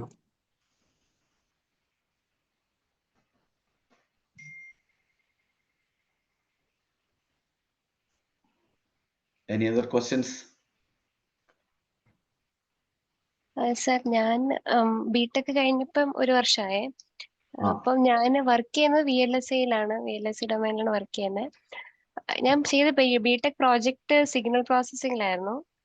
പിന്നെ ഞാൻ കുറച്ച് മെഷീൻ ലേണിംഗ്, ഇമേജ് പ്രോസസ്സിംഗ് അങ്ങനെ കുറച്ച് കാര്യങ്ങൾ ചെയ്തിരുന്നു. പിന്നെ ഞാൻ IIScയിൽ ഒരു ഇന്റേൺഷിപ്പ് ചെയ്തിരുന്നു. അത് 5G കമ്മ്യൂണിക്കേഷൻ റിലേറ്റഡ് ഏരിയയിലാണ്. അപ്പൊ എന്റെ ഫീൽഡ്സ് ഒക്കെ കുറച്ച് ഇങ്ങനെ സ്കാറ്റേർഡ് ആണ്, അവിടെ ഇവിടെ ഇങ്ങനെയൊക്കെയാണ്. അപ്പം ഒരിടത്തേക്ക് ഇങ്ങനെ കോൺസെൻട്രേറ്റ് ചെയ്ത് ഇങ്ങനെ ഒരു സ്ഥലത്തേക്കായിട്ടുള്ളൊരു അങ്ങനെ ഒരു സംഭവം ഇല്ല. അപ്പം അതൊരു ഇഷ്യൂ ആണോ? അല്ല, അങ്ങനെയില്ല. ഇപ്പൊ നമ്മൾ മാസ്റ്റേഴ്സിന് പോകുമ്പോൾ നമ്മൾ ഒരു ഭയങ്കര നാരോ ആയിട്ടുള്ള നമ്മൾ PhD ചെയ്യണ പോലെയല്ല, ഒറ്റ ഒരു ഇതിലല്ല നമ്മൾ പോകുന്നത്. മാസ്റ്റേഴ്സിനാണ് പോകുന്നതെങ്കിൽ ഇപ്പോൾ ഇലക്ട്രോണിക്സ് ആൻഡ് കമ്മ്യൂണിക്കേഷനിൽ മാസ്റ്റേഴ്സ് പോയിട്ട്, പക്ഷേ നമ്മൾ തിസിസ് വർക്ക് ഒക്കെ ചെയ്യുമ്പോൾ നമുക്ക് അറിയാവുന്ന ഏരിയയിൽ ഇതിൽ ഏതെങ്കിലും ഒരു ഏരിയ ചൂസ് ചെയ്യണം. അപ്പോൾ നമ്മൾ ചെയ്യേണ്ടത് you should choose couple of areas that you are really interested in. Okay. പിന്നെ നമ്മൾ എഴുതുമ്പോൾ ഞാൻ ഈ ലോകത്തുള്ള I M all over the map എന്ന് എഴുതേണ്ട ആവശ്യമില്ല. നമ്മൾ നമ്മുടെ റെസ്യൂമേലും നമ്മുടെ ഇതിലൊക്കെ ഒരു ഇച്ചിരി ഫോക്കസ്ഡ് ആയിട്ട് എഴുതാം. You don't have to show that I did all sorts of things in the world എന്ന് എഴുതേണ്ട ആവശ്യമില്ല. നമുക്ക് ഇപ്പൊ ഞാൻ ഒരു ഉദാഹരണം പറഞ്ഞാൽ സിഗ്നൽ പ്രോസസ്സിംഗിൽ ഇന്ന കാര്യങ്ങൾ ചെയ്തു എന്ന് അതൊരു ഏരിയ ആയിട്ട് എടുക്കാം. അല്ലെങ്കിൽ ടെലികമ്മ്യൂണിക്കേഷൻ ആണെങ്കിൽ അതിനകത്ത് ഞാൻ ഇന്ന കാര്യം ചെയ്തിട്ടുണ്ട്. ഇങ്ങനത്തെ ഇതൊക്കെ ഉണ്ടെന്ന് പറയുന്നത് your experience is always valuable. അത് നമ്മൾ എങ്ങനെ പ്രസന്റ് ചെയ്യുന്നു എന്നുള്ളത് വളരെ ഇമ്പോർട്ടൻ്റ് ആയിട്ടുള്ള കാര്യമാണ്. പിന്നെ of course you have to choose couple of areas. അത് അല്ലാണ്ട് എല്ലാം കൂടെ നമ്മൾ ട്രൈ ചെയ്യുന്നതിനേക്കാൾ 1-2 ഏരിയാസ് ട്രൈ ചെയ്തിട്ട് അതിന് ഫോക്കസ് ചെയ്യുന്നതായിരിക്കും നല്ലത്. ഞാൻ മാസ്റ്റേഴ്സ് ചെയ്യാൻ ഉദ്ദേശിക്കുന്നത് ഇലക്ട്രിക്കൽ എഞ്ചിനീയറിംഗിലാണ്. അപ്പം ഇതൊരു ഇഷ്യൂ ആയിരിക്കില്ലായിരിക്കും അല്ലേ? ഇല്ല, ഇതൊരു ഇഷ്യൂ അല്ല. And where do you want to do masters? GRE എഴുതാൻ പ്ലാൻ ഉണ്ട്. അപ്പൊ അങ്ങനെ സ്കോറൊക്കെ വെച്ച്. സർ, ഒരു ഡൗട്ടും കൂടെ. ഞാനിപ്പം വർക്ക് ചെയ്യുന്ന ഡൊമൈൻ എനിക്ക് ഇഷ്ടപ്പെടുന്നില്ല. അപ്പൊ ഞാനൊരു 1 year ഇപ്പം ഞാൻ ഒരു ജോബ് ചേഞ്ച് നോക്കുകയാണ്. അപ്പം അതും ഒരു ഇഷ്യൂ ആണോ? ലൈക്ക് 1 year കഴിഞ്ഞ് ഞാൻ ജോബ് സ്വിച്ച് ചെയ്യുന്നു?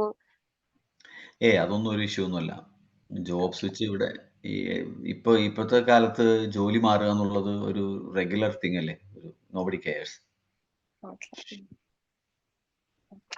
പിന്നെ ഒരു കാര്യം എനിക്ക് പറയാനുള്ളത്, നമ്മൾ വളരെ തെറ്റായിട്ട് ഉപയോഗിക്കുന്ന ഒരു വാക്കാണ് ഡൗട്ട് എന്നുള്ളത്. നമ്മൾ ഒരിക്കലും ഡൗട്ട് എന്നുള്ള വാക്ക് നമ്മൾ ഉപയോഗിക്കുകയും ചെയ്യരുത്. You should say I have A question.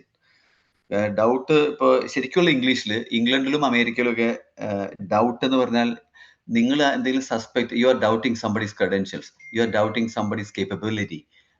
You know, നിങ്ങൾ ഒരാളുടെ കഴിവിലുള്ള ഒരു സംശയത്തെ, അല്ലെങ്കിൽ ഒരാൾ പറഞ്ഞതിലുള്ള ഒരു യുനോ, അല്ലെങ്കിൽ എന്തെങ്കിലും നടക്കൂലേ, that might happen but I doubt it. അത് നടക്കാൻ സാധ്യതയില്ല. അപ്പൊ സാധ്യത എന്നുള്ള ഇതിലാണ് ഡൗട്ട് എന്നുള്ള സാധനം ഉപയോഗിക്കുന്നത്. നമുക്ക് സംശയം എന്ന്, അൺഫോർച്ചുനേറ്റ്ലി ഇന്ത്യൻ ഇംഗ്ലീഷ് എവിടെ നിന്നൊന്നും എനിക്കറിയില്ല. ഇന്ത്യയിൽ ഇംഗ്ലീഷ് നമ്മൾ ഉപയോഗിക്കുന്ന ഒരു 50% യൂസേജുകളും തെറ്റാണ്, അൺഫോർച്ചുനേറ്റ്ലി. അത് കുഴപ്പമില്ല, പതുക്കെ മാറ്റുക. പക്ഷേ വെസ്റ്റിലൊന്നും വന്നിട്ട് ഡൗട്ട് എന്നുള്ള വാക്ക് ഉപയോഗിക്കുകയേ ചെയ്യരുത്. ഐ ഹാവ് എ ക്വസ്റ്റ്യൻ എന്ന് പറയാമോ, you know. My next question is, or can I ask you a question? അല്ലെങ്കിൽ ക്വസ്റ്റ്യൻ എന്ന വാക്ക് എപ്പോഴും ഉപയോഗിക്കാവൂ. Don't use doubt.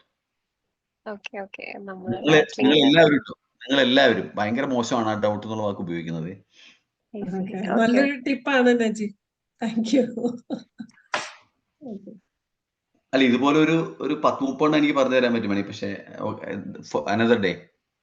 Okay, sure. We can plan for another session. Okay. Any other questions?